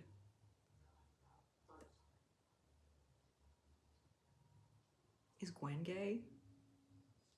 I wouldn't be surprised. Now I'm also very confused because I did think that Morgana was Arthur's cousin. But, you know, medieval cousins can do that kind of shit. It's fine. They're okay with it. Hopefully they're like second or third cousins. I mean, I'd still find it weird. But the English royalty is kind of infamous for that, so... Okay, I am confused about the choice by whoever did the subtitles to specify that she sings mellifluously in a majestic language. I know that mellifluously is technically not like it's not the rarest of words. I've heard it before, but at the same time, what the fuck does that... Is that really the best word you could come up with? You couldn't have said like there wasn't anything... I'm gonna have to Google what mellifluously means now, but damn, that just seems like an odd choice to be like, yeah, people are gonna read this real quick and I want them to know what it means and understand how she's singing. Mellifluously? Odd decision. Okay, so it just means sweet or musical or pleasant to hear, so like she sings musically? You could, like, there's so many... Sings harmoniously, sings Like, surely there's a different, like, musical word we could use there. Anyway, she's doing her evil singing, and I'm sure that it's loud, so.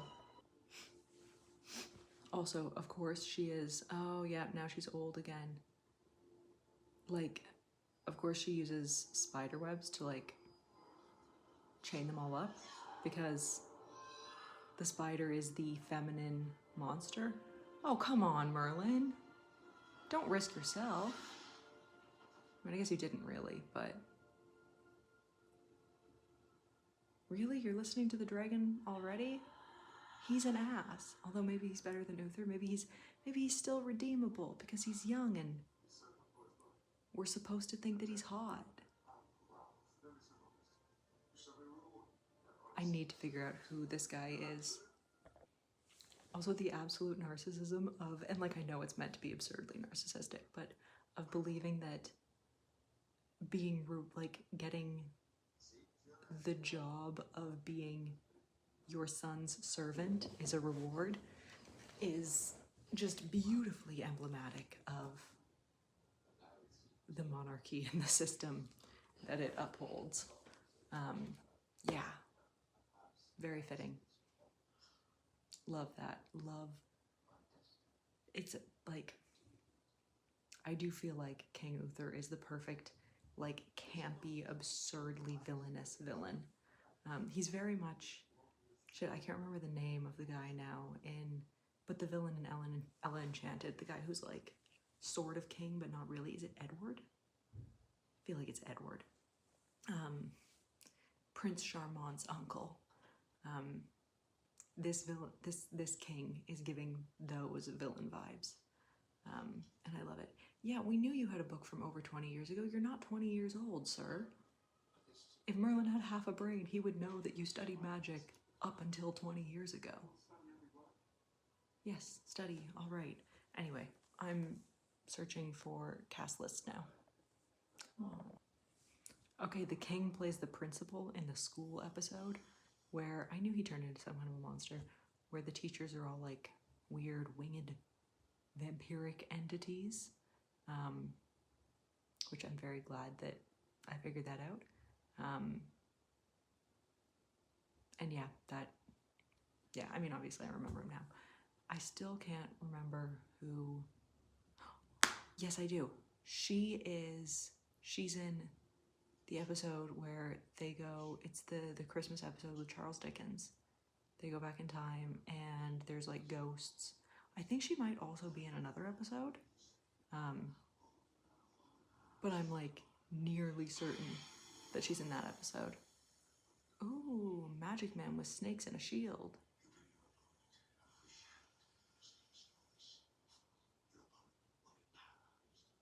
Hey, that's Mundungus Fletcher. I love this. I love this, like, I Spy of British actors in BBC shows. It's just so much fun.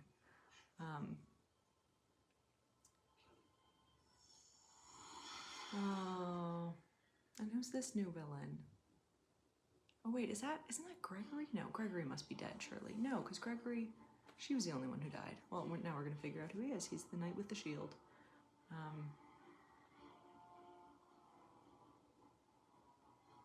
I do just have to say, this would be the perfect first episode. Knight Valiant, my god. This would be a perfect first episode for like a slow burn enemies to lovers. Now we're on to episode 2, but like to end it with your destiny's knocking, better find out what he wants. Come on. I'm sure that they're not going to do that, and I feel like it's such a wasted opportunity. It could have been so good. I can't really say that at this point because, again, I am just starting episode 2. But I am so doubtful that they would go through with that. John Hurt is the voice of the dragon. It really does feel like they're just accidentally, or like they're doing that thing like in Sherlock, where they kind of intentionally put some innuendo in because isn't it so funny to imagine that these men could be queer. I mean, we assume that men are straight unless we tell you. So to assume that men are queer, madness, could never happen. I really hope we get over that eventually. Like, the assumption that everyone is straight unless otherwise disclosed. Like, it just doesn't make any sense. It really doesn't. Straight people should have to come out as straight if they want us to know that they're straight. We should just be assuming that people can be attracted to people. Makes more sense. Anyway.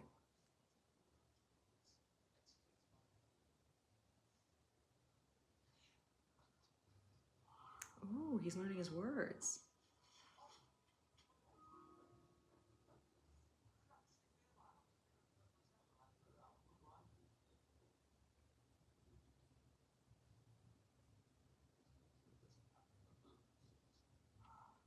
I do love the camaraderie between, I still can't remember if it's Gaius or Caius. Let's pause and find out. Gaius. I could, I suppose, have just been like clicking up on the whole X-ray thing on here and like, no, go away, I didn't mean to do that. And finding out who the actors are there, but I don't like doing that. I like to do my own search while the show is going on. I don't know. I'm old school. Just realized Gaius is also in Doctor Who. He's the doctor from the gas mask episodes, which are fantastic episodes. I've only watched the reboot, so don't come for me. I don't know any of the original. I love the reboot. Sorry, I was born in 96. I haven't gone back and done all of that. The 2005 version, that's where I start, and that's all I know. I am absolutely convinced, though, that Lady Helen was in, I want to say in Cardiff, but at the same time, I feel like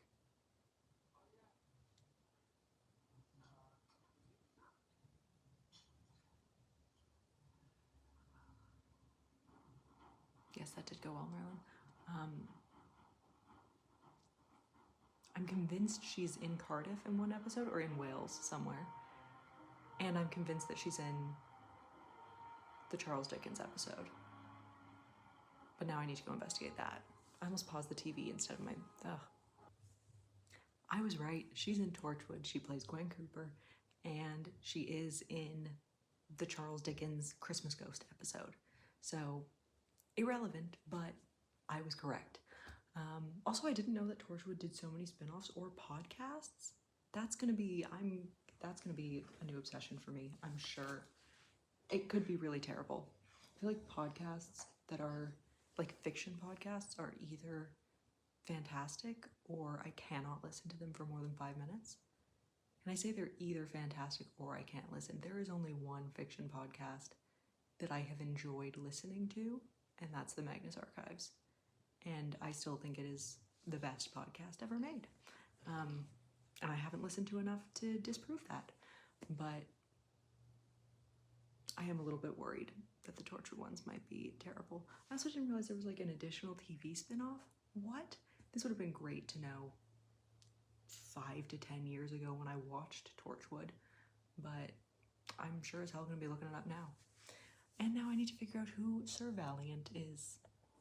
Okay, we've got our first moment of trying to make us feel sympathy for Arthur when we see that, obviously, the dictatorial prick is also a shitty father, who uses his son as a way to boost his own ego. Which, yeah, makes sense, but, like, is it an excuse? I guess it is. But childhood trauma, I guess it's not his... Is it? I guess it is his father. Because Morgana's the ward. Yeah. He is his kid. Wonder what happened to the mom. That's a little suspicious. Wouldn't it be crazy if she was Merlin's mom? If the single mother was the same mother? God, I hope they don't do that. That would be ridiculous. But And now we see Merlin cheering for Arthur. Why? You still think he's a prick. He's still an asshole to you. Why are you cheering for him? That doesn't make sense to me. Oh, it's gonna make me... What? Oh, did I like sit on the remote? No, I didn't. Why are you pausing? I didn't try to pause you. I tried to change the volume. All right, it's not gonna let me change the volume from here. Oh, that's a...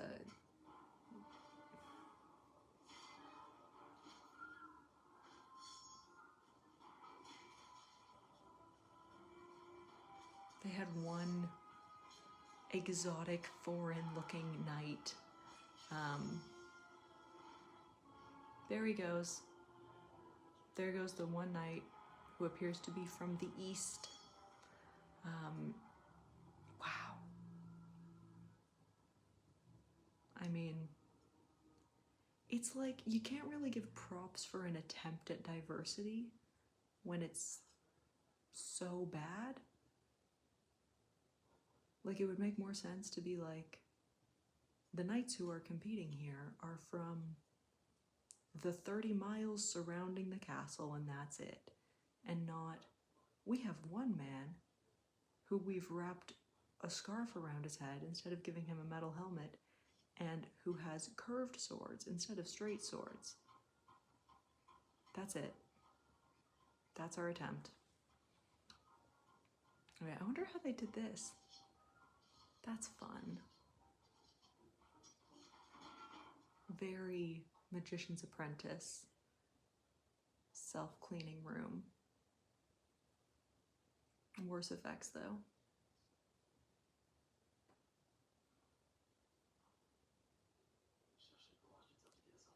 Again with the ads. Oh, this is...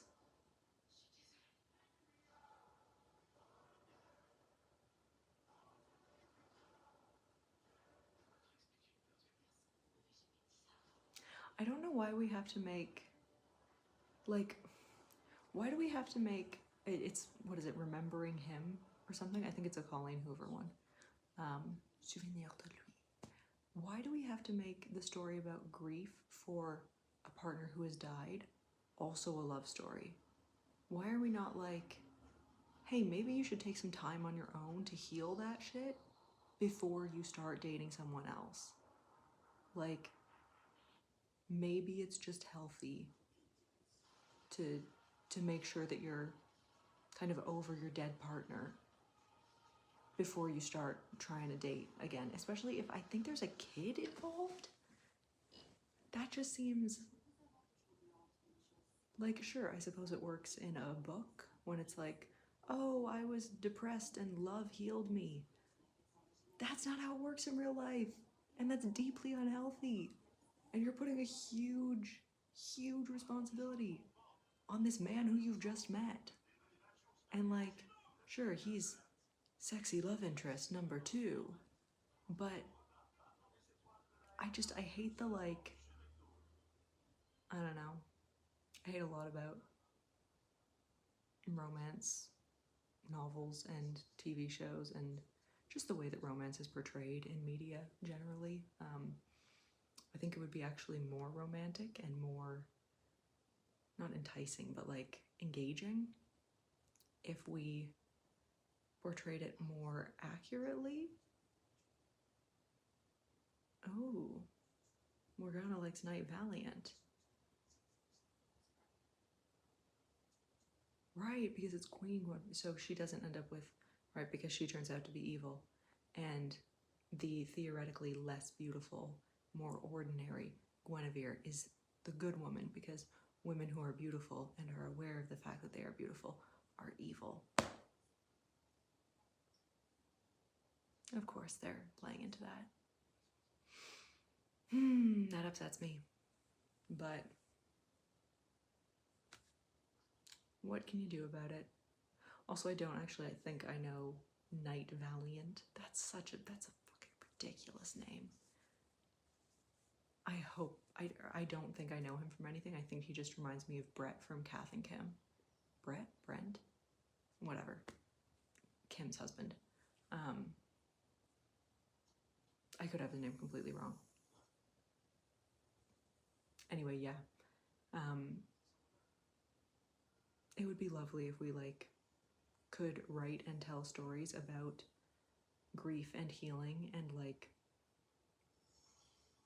community and friendship and love and like the ways that we can heal in community with other people before saying, and you need a romantic partner.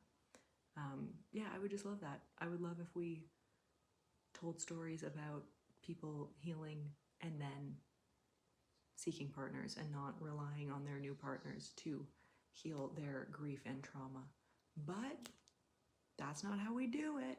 We love to show that love heals you, love makes you a better person, and when you become a better person, you have earned your love's love.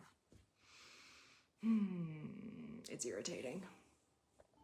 I'm back because I have to say Arthur's like tournament outfit is just fucking ridiculous. I know it's a BBC show and they've only got so much budget, but God, I love it. I love it. Oh my God, he looks ridiculous. Oh, he looks so stupid with his little chin up. What a prick. God. Okay, and now we have, again, if this was a man and a woman, this would be so romantic coded. We have Gaius asking Merlin, is it my imagination or are you beginning to enjoy yourself? And Merlin going, well, it isn't totally horrible all the time. Come on. That's so, like, come on. Well, he's not awful all the time. Like, I thought you hated him. It's that whole, yeah. The dialogue is so romantic coded. Oh, please don't kill. Really? The one knight we see without his helmet on, dying, is the black man? Everyone else just kind of falls to the ground, but you were like, no, we need to have one black character. I guess Gwen's black. We need to have one black character, but let's make it the guy we're gonna kill 5 seconds after his helmet comes off. Yeah, no shit, he's badly hurt. He's lying on the ground. He's about to die. Ugh. Come on. And it does bug me that they're like, Guinevere will be, looks like a snake bite. I wonder what happened. Dude, you saw the shield.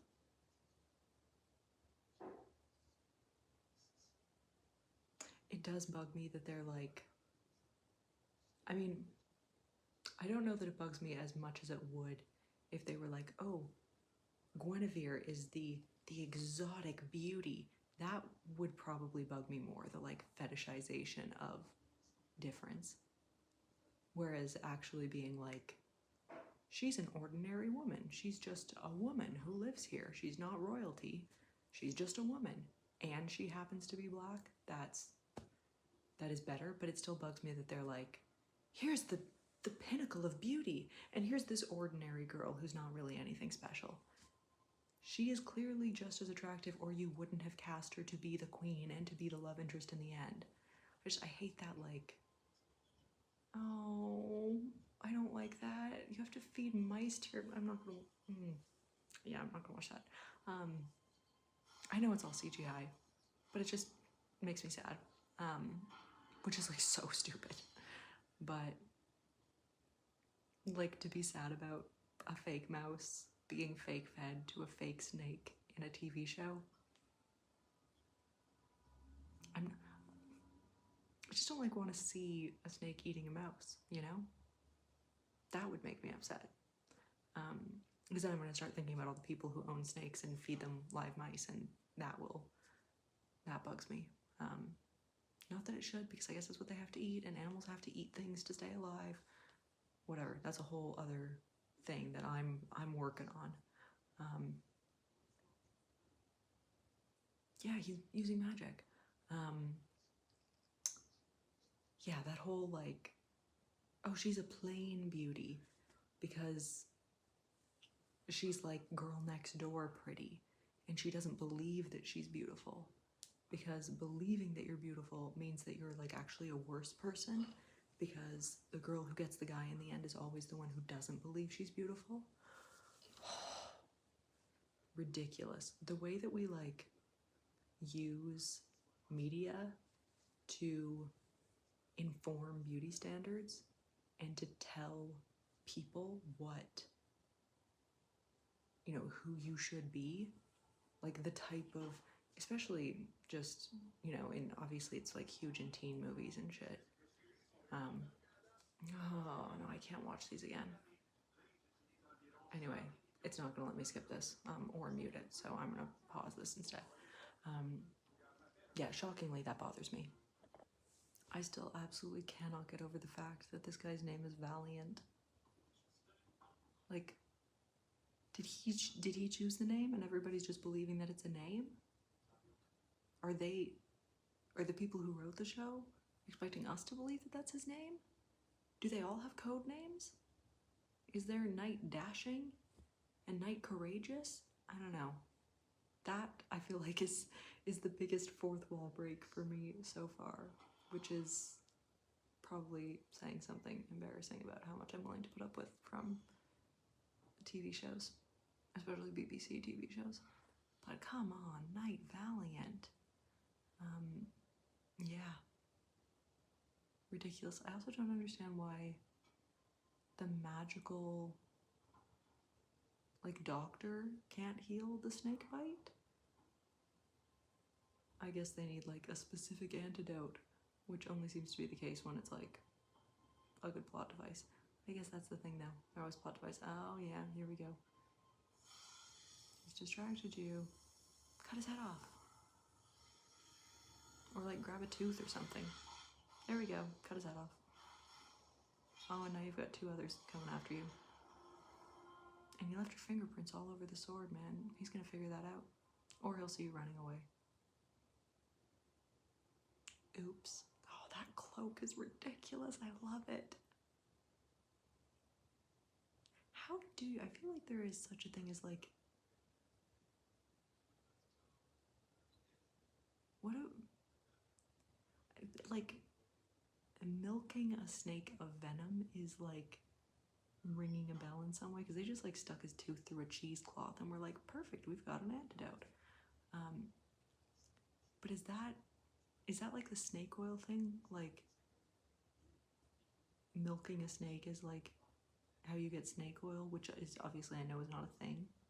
Or is it actually called milking a snake to like extract venom from their fangs somehow? This is completely irrelevant to this show.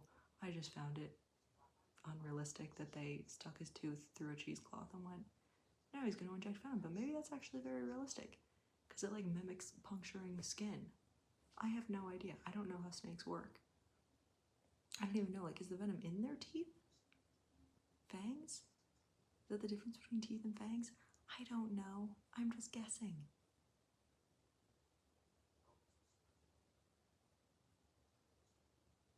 I also can't get over Arthur's hair. It's so bad.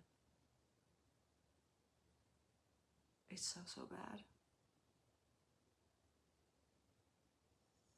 Oh no. There's a snake in their bed. His bed. Not their bed. Freudian slip. I guess it's not, it was in the chambers. But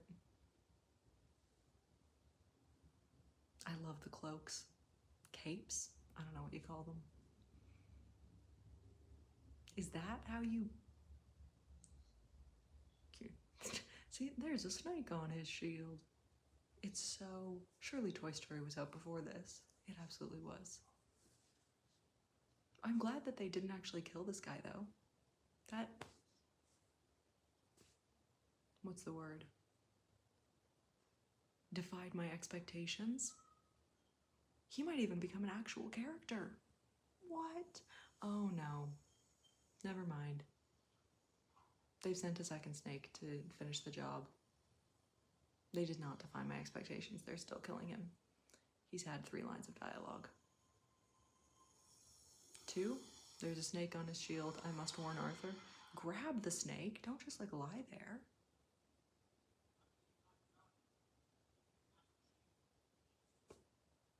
Oh, he sounds like a sore loser.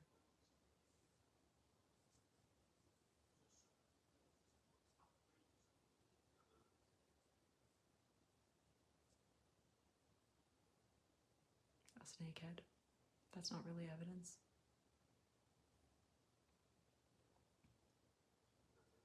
Did he actually just kill him while the guy's back was turned? Oh no. Who could have seen that coming? Ewan is dead. At least he has a name, I guess. And it's not fucking Valiant. How many crowns does this evil king have? This is like the 3rd crown we've seen him in.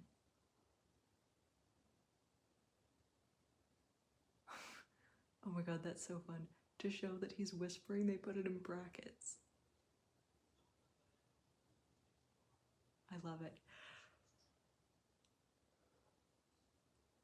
No, you don't. He's dead. Classic.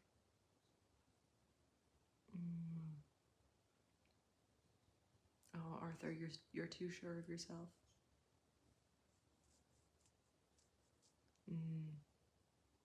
And now Daddy's gonna be upset, and then Arthur's gonna take it out on Merlin. Yeah. Classic. I mean, I would love to see if that doesn't happen. But now Arthur's gonna be embarrassed, and so...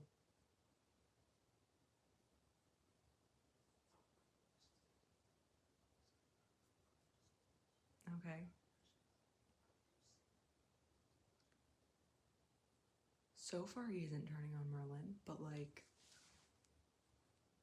Daddy's upset with him and it looks like he's about to. Yeah.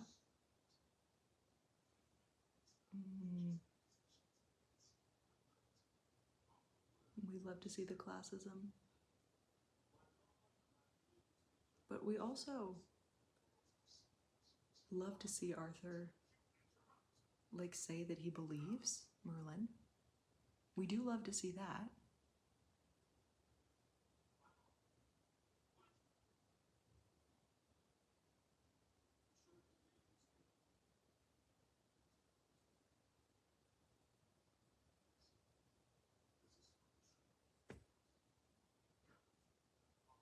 Oh, gallantry and honor. Are those 2 other knights? Oh. Oh no, I thought he was gonna accuse Arthur.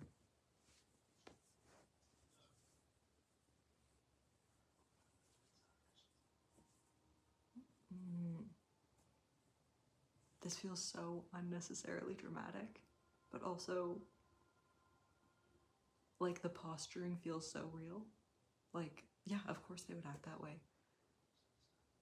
Of course, they're all terrified of being embarrassed. And now Arthur's gonna get pissy with Merlin. I guarantee it. I can't guarantee it. I guarantee it. Arthur's gonna be pissy with Merlin. Get mad at him for embarrassing him. That's my call. That's my guess. Damn it, Valiant. Why you gotta get in the way? Yep, there we go. Merlin's following him. I trusted you. You made me look like a complete fool. Called it. Not that it was hard to call.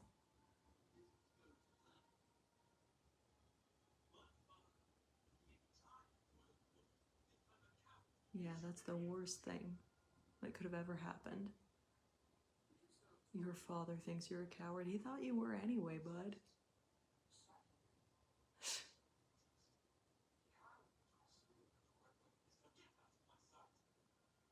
Yep.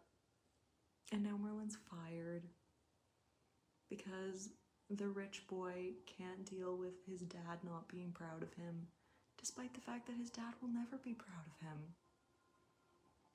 But there are no therapists in Camelot, and he has a lot to learn. And unfortunately, that responsibility will fall on Merlin. I do find it shocking how they always manage to make, like, the rich, powerful boy the victim because dad is always an asshole. And it's like, at this point, we've seen enough of these stories. We know dad's gonna be an asshole. Obviously, still, it's still difficult to heal from childhood trauma, but, like, can we not just accept as a society that if your dad makes you feel like shit, maybe go to therapy, maybe talk about it? Even though, of course, your dad doesn't believe in therapy. Like, I wonder why.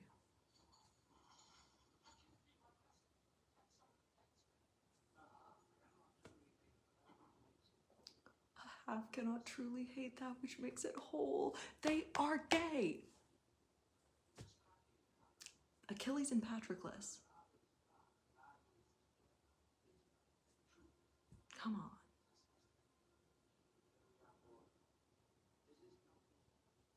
I'm obsessed with this dragon. It's ridiculous. I gotta go to bed.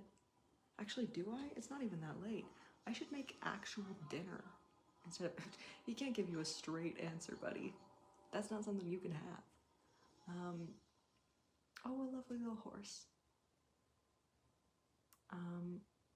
Love to see a horse in a medieval period piece. I wonder how many times we're gonna see that exact horse throughout these seasons.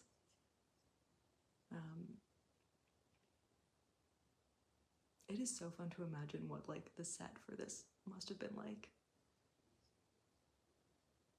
Just so fun. Yeah, I should probably make actual dinner. Oh shit, it's later than I thought. Probably because I've been watching Merlin for an hour and a half. Yeah, but I've only got 12 minutes left in this episode, so I might as well finish it. Yeah, that's what I'm gonna do. And now, of course, Guinevere is coming to give counsel to Merlin because he takes on the responsibility for Arthur's healing and growth, and she takes on the responsibility for his healing and growth. Yeah, you can't lift that, buddy. Why are you trying to lift the weird dog statue anyway?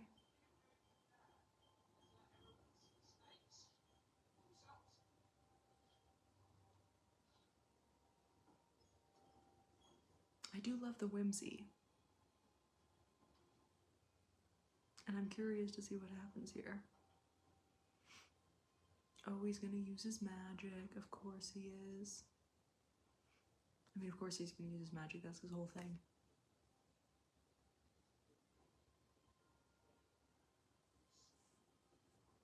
I love seeing how people make up magic words. Oh. Are you gonna turn the stone dog into a real dog?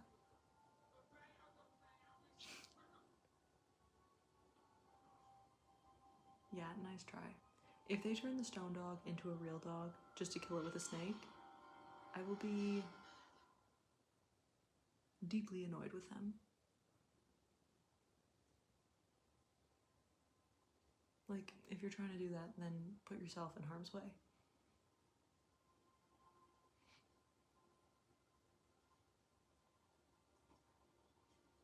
Oh, Arthur looks so stupid practicing his sword fighting in the courtyard.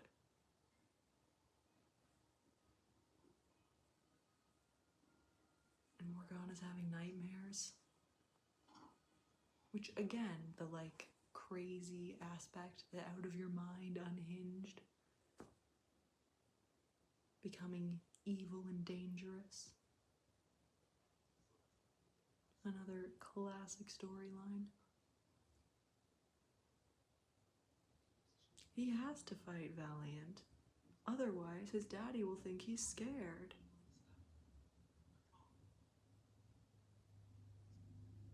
The people expect me to fight. Oh, he's such a fucking martyr. No, you don't have to. It's not your duty. Think of something else. Do what Merlin's doing. Think of another way to get him caught. Instead of staring at your fire and just going, well, I guess I'll just die then. I don't know why that's another, like, I don't know if it's a trope, but like another character trait, the stoic man who just accepts that he has to die for his duty. Like, fuck off. That is some death or glory bullshit. And it doesn't make any sense. It's not admirable. It's just like, oh, really? When he falls asleep, is that when the dog comes to life? Also, buddy, if you've been trying the same 4 words all night, try saying them differently. Add in a new hand gesture, like you're missing something. That's just my take, though. Maybe that's not how magic works.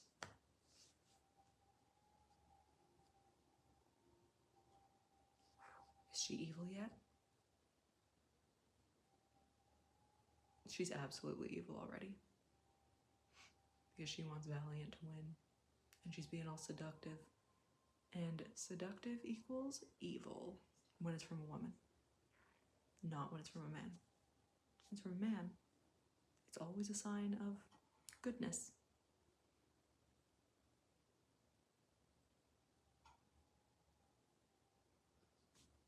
When it's from a woman, it's a feminine wile to draw him to his death.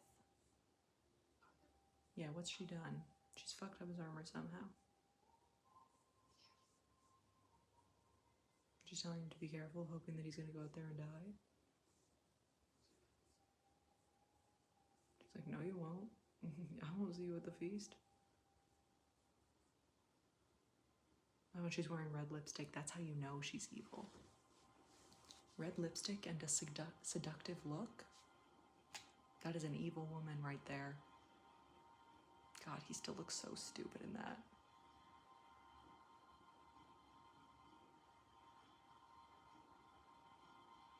Alright, let's see how this goes. I mean, it's not actually that hard to figure out how it's gonna go. Like, it's gonna be looking bleak for Arthur, and he'll almost die at the hands of the snake. But then Merlin will somehow come to the rescue, and without revealing that he's using magic, he'll, like, send this stone dog into the ring, and it will trigger the snakes, and everyone will see them, and Arthur will cut one of their heads off, and he'll be vindicated, and Knight Valiant will be shown to be a traitor.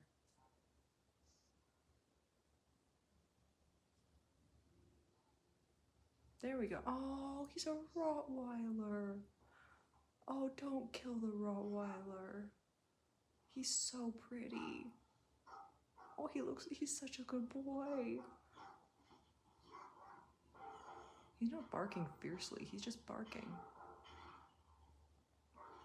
Are they trying to show us, oh, he's a violent dog, so it's okay that we're gonna send him after a knight with a sword and 3 snakes? Why did you turn the stone dog real? He's so cute. I'm gonna be so mad if they kill this dog. And again, I know it's not a real dog. I mean, it's a real dog. I know the dog's not really dying. It just bugs me when they do that in stories.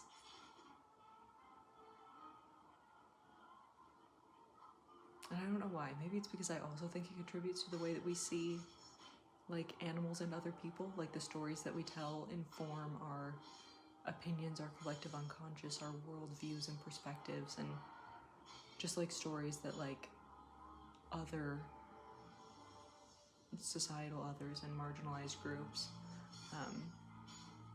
and refuse to show them as main characters and only show them as, like, villains and side characters. Just like those stories sort of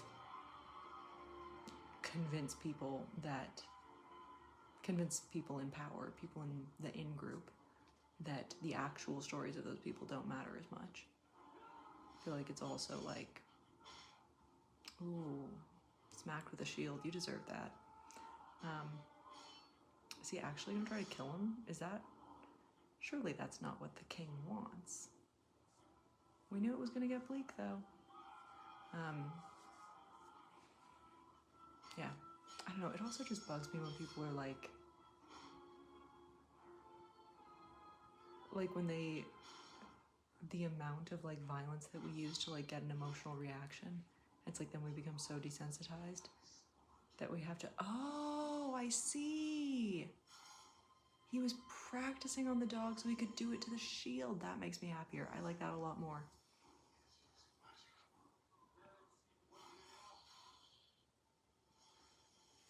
I like that a lot better. I really hope this dog becomes their friend. I want this dog to become a full-time cast member. I want him to get a name that's better than Valiant. I want him to be a full-time member of the cast. Oh, Valiant's, that's your line? Looks like I'll be going to the feast after all? I'm sure you were invited anyway. Woohoo! He killed him! That is so, like, that's just strange. I feel like that's also not... Is that genuinely how tournaments worked? You killed your... Like, I thought the death of an opponent was like, oh, what an accident. Like, it can happen, there's a risk, but it's not like that's the point. That just seems stupid, because then every time you have a tournament, you're killing off your, like, 19 of your 20 best knights. That seems foolish. That feels like it's not a thing. That feels...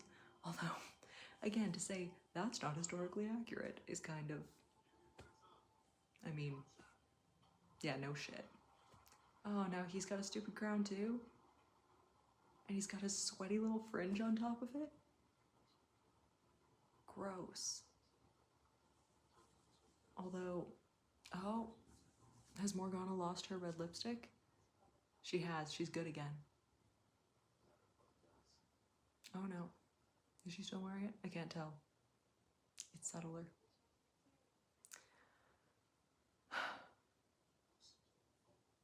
Now I'm confused as to why she went into his room.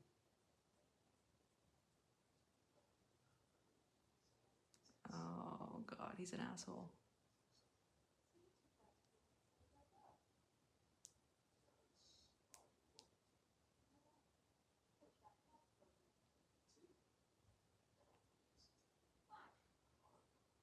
Really? That's... And now we're supposed to see them as, like, a potential romantic match? When he can't acknowledge that she saved his life by tossing him a sword? I mean, at least he's apologizing to Merlin. That's one thing. But if they try to convince us that, like, Morgana and Arthur would be a good pairing, nah. Absolutely not.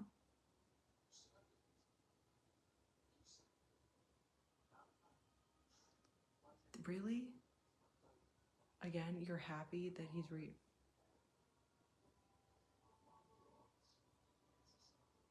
Okay, where are these dogs?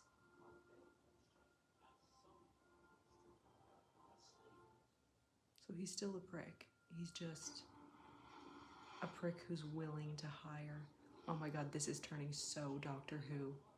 Is there gonna be like a new magic villain every episode? I'm so into this.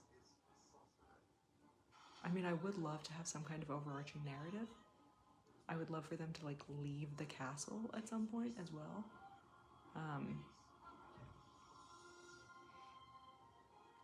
But I guess we'll see. We'll see what happens here. I'm gonna pause this and I'm going to at least decide if I'm gonna make some dinner. I probably should. I don't know if I'm really hungry. Anyway, if I just keep watching, then I'm gonna keep watching this and rambling about it for another hour and a half. So I should probably pause here.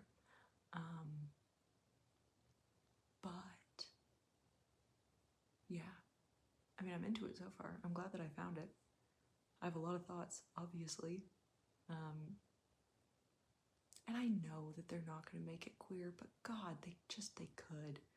I know that there's so many other things about the show that, like, the potential for a queer romance between Arthur and Merlin, and I even saying potential is like a stretch, because they would never do that in a 2008 BBC period. Can't really call it a drama, but I don't know. Maybe they do think it's a drama. Maybe this is considered a drama for them.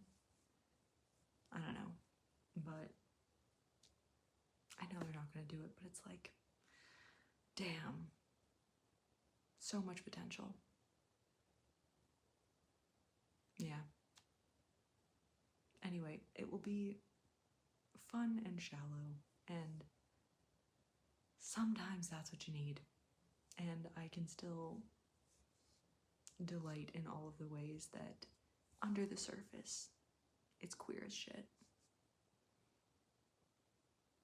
Although I'm really just setting myself up to be angry when Arthur ends up with Guinevere and Morgana turns evil and Merlin is happy being the single best friend at the end of all of it. Or hey, maybe they ditch Lancelot and instead of having an affair with him, Guinevere has an affair with Merlin. Maybe that's what they're leading up to. Oh God. Hetero love interests in TV are so boring. But I can still enjoy the absolute absurdity of it in the meantime. So that's something, I guess. Anyway, I'm gonna go make some food or something, and I'll probably have more to ramble about when I watch the next episode. Alright. Quick update, because I got really carried away watching Merlin there, and I don't know if I will include that in my daily vlog. I might. It might just be a 2-hour-long vlog about making cookies and watching Merlin, which honestly sounds kind of nice. But yeah, it's like 11 o'clock now, and I'm a little bit hungry, but I don't have the time, the energy, or the actual like hunger motivation to make dinner. So I did have a carton of raspberries in the fridge that are not going to be good in a day or two, so we're just having raspberries for dinner. And then it's off to bed. So that's the evening plan.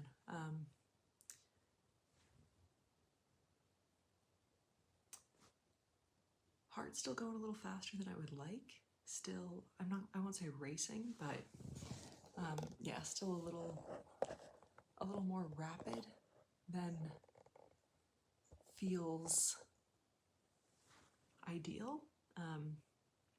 But we took some time. We at least enjoyed some new content and got some energy out with talking about it, and I am feeling more tired and more like I could go to sleep. Whereas a few hours ago I was like, I can't think of anything to do to calm down. Maybe I should just go to sleep, but I had no interest in it, so that's good. Yeah, that's pretty much it. I don't know if I'll keep watching. I think I will keep watching Merlin. I think it'll probably be a show that I kind of binge while I'm here and I've got access to Prime, because that is not something that I pay for. So may as well take advantage of it while I've got it. We'll see. We'll see how much it. I'm not trying to like watch it with. Like, I'm not trying to like watch it and react and give cultural commentary and analyze the story. I'm really not trying to do that. It just kind of, I think I got into the pattern of that, of like getting a little too meta about it after watching the first episode, or watching the first episode really. But I think I'm going to try to chill a little bit as I watch the rest of it. I will probably still like record my thoughts on the inherent queerness of like stories about magic, and the inherent misogyny of magical women becoming evil, and kind of all that stuff that is just sort of taken for granted in this narrative that is like actually kind of a cultural narrative that we just sort of accept and play out over and over again in popular media. Like, I'm sure I'll have more to say about that. I never don't have things to say about that kind of stuff. But yeah, really enjoyed the first episode. Nobody will ever convince me that Merlin is not bisexual, unless you're trying to convince me that he's just gay, in which case I might believe you. But boy is a bisexual mess in my eyes, and he always will be. And I reject the notion that if sexuality is not discussed, then the character must be straight, because that's not where the evidence points us. And I'm going to enjoy that until it ends, which is part of the but I've never been able to stop watching something even when I know it's not going to end the way that I want it to. But I'm not going to like commit to watching the whole thing. I'm just going to watch it as a fun, silly new show. I do like that it appears to be forming quite a Doctor Who vibe, where there's going to be like a monster of the week kind of theme. Love that. And I'm sure that there will be plenty of monsters of the week that I take issue with. I mean, I think the next one is another evil sorceress woman, so I'm sure I'll have things to say on that. And just like as the portrayal of magic progresses and who uses it and who uses it for good and who uses it for evil and all that kind of stuff. But anyway, that's not what I'm talking about, because I might not even include any of the Merlin thoughts in this little messy vlog day 2. But who knows? I'm still trying to figure that out. If I want that to be like separate or if I want to just include it in these things. But anyway, I'm going to eat my raspberries. I'm going to respond to Laura's voice note. My phone is going to die, so I'm going to stop recording. And then it is off to sleep for me. So, good night.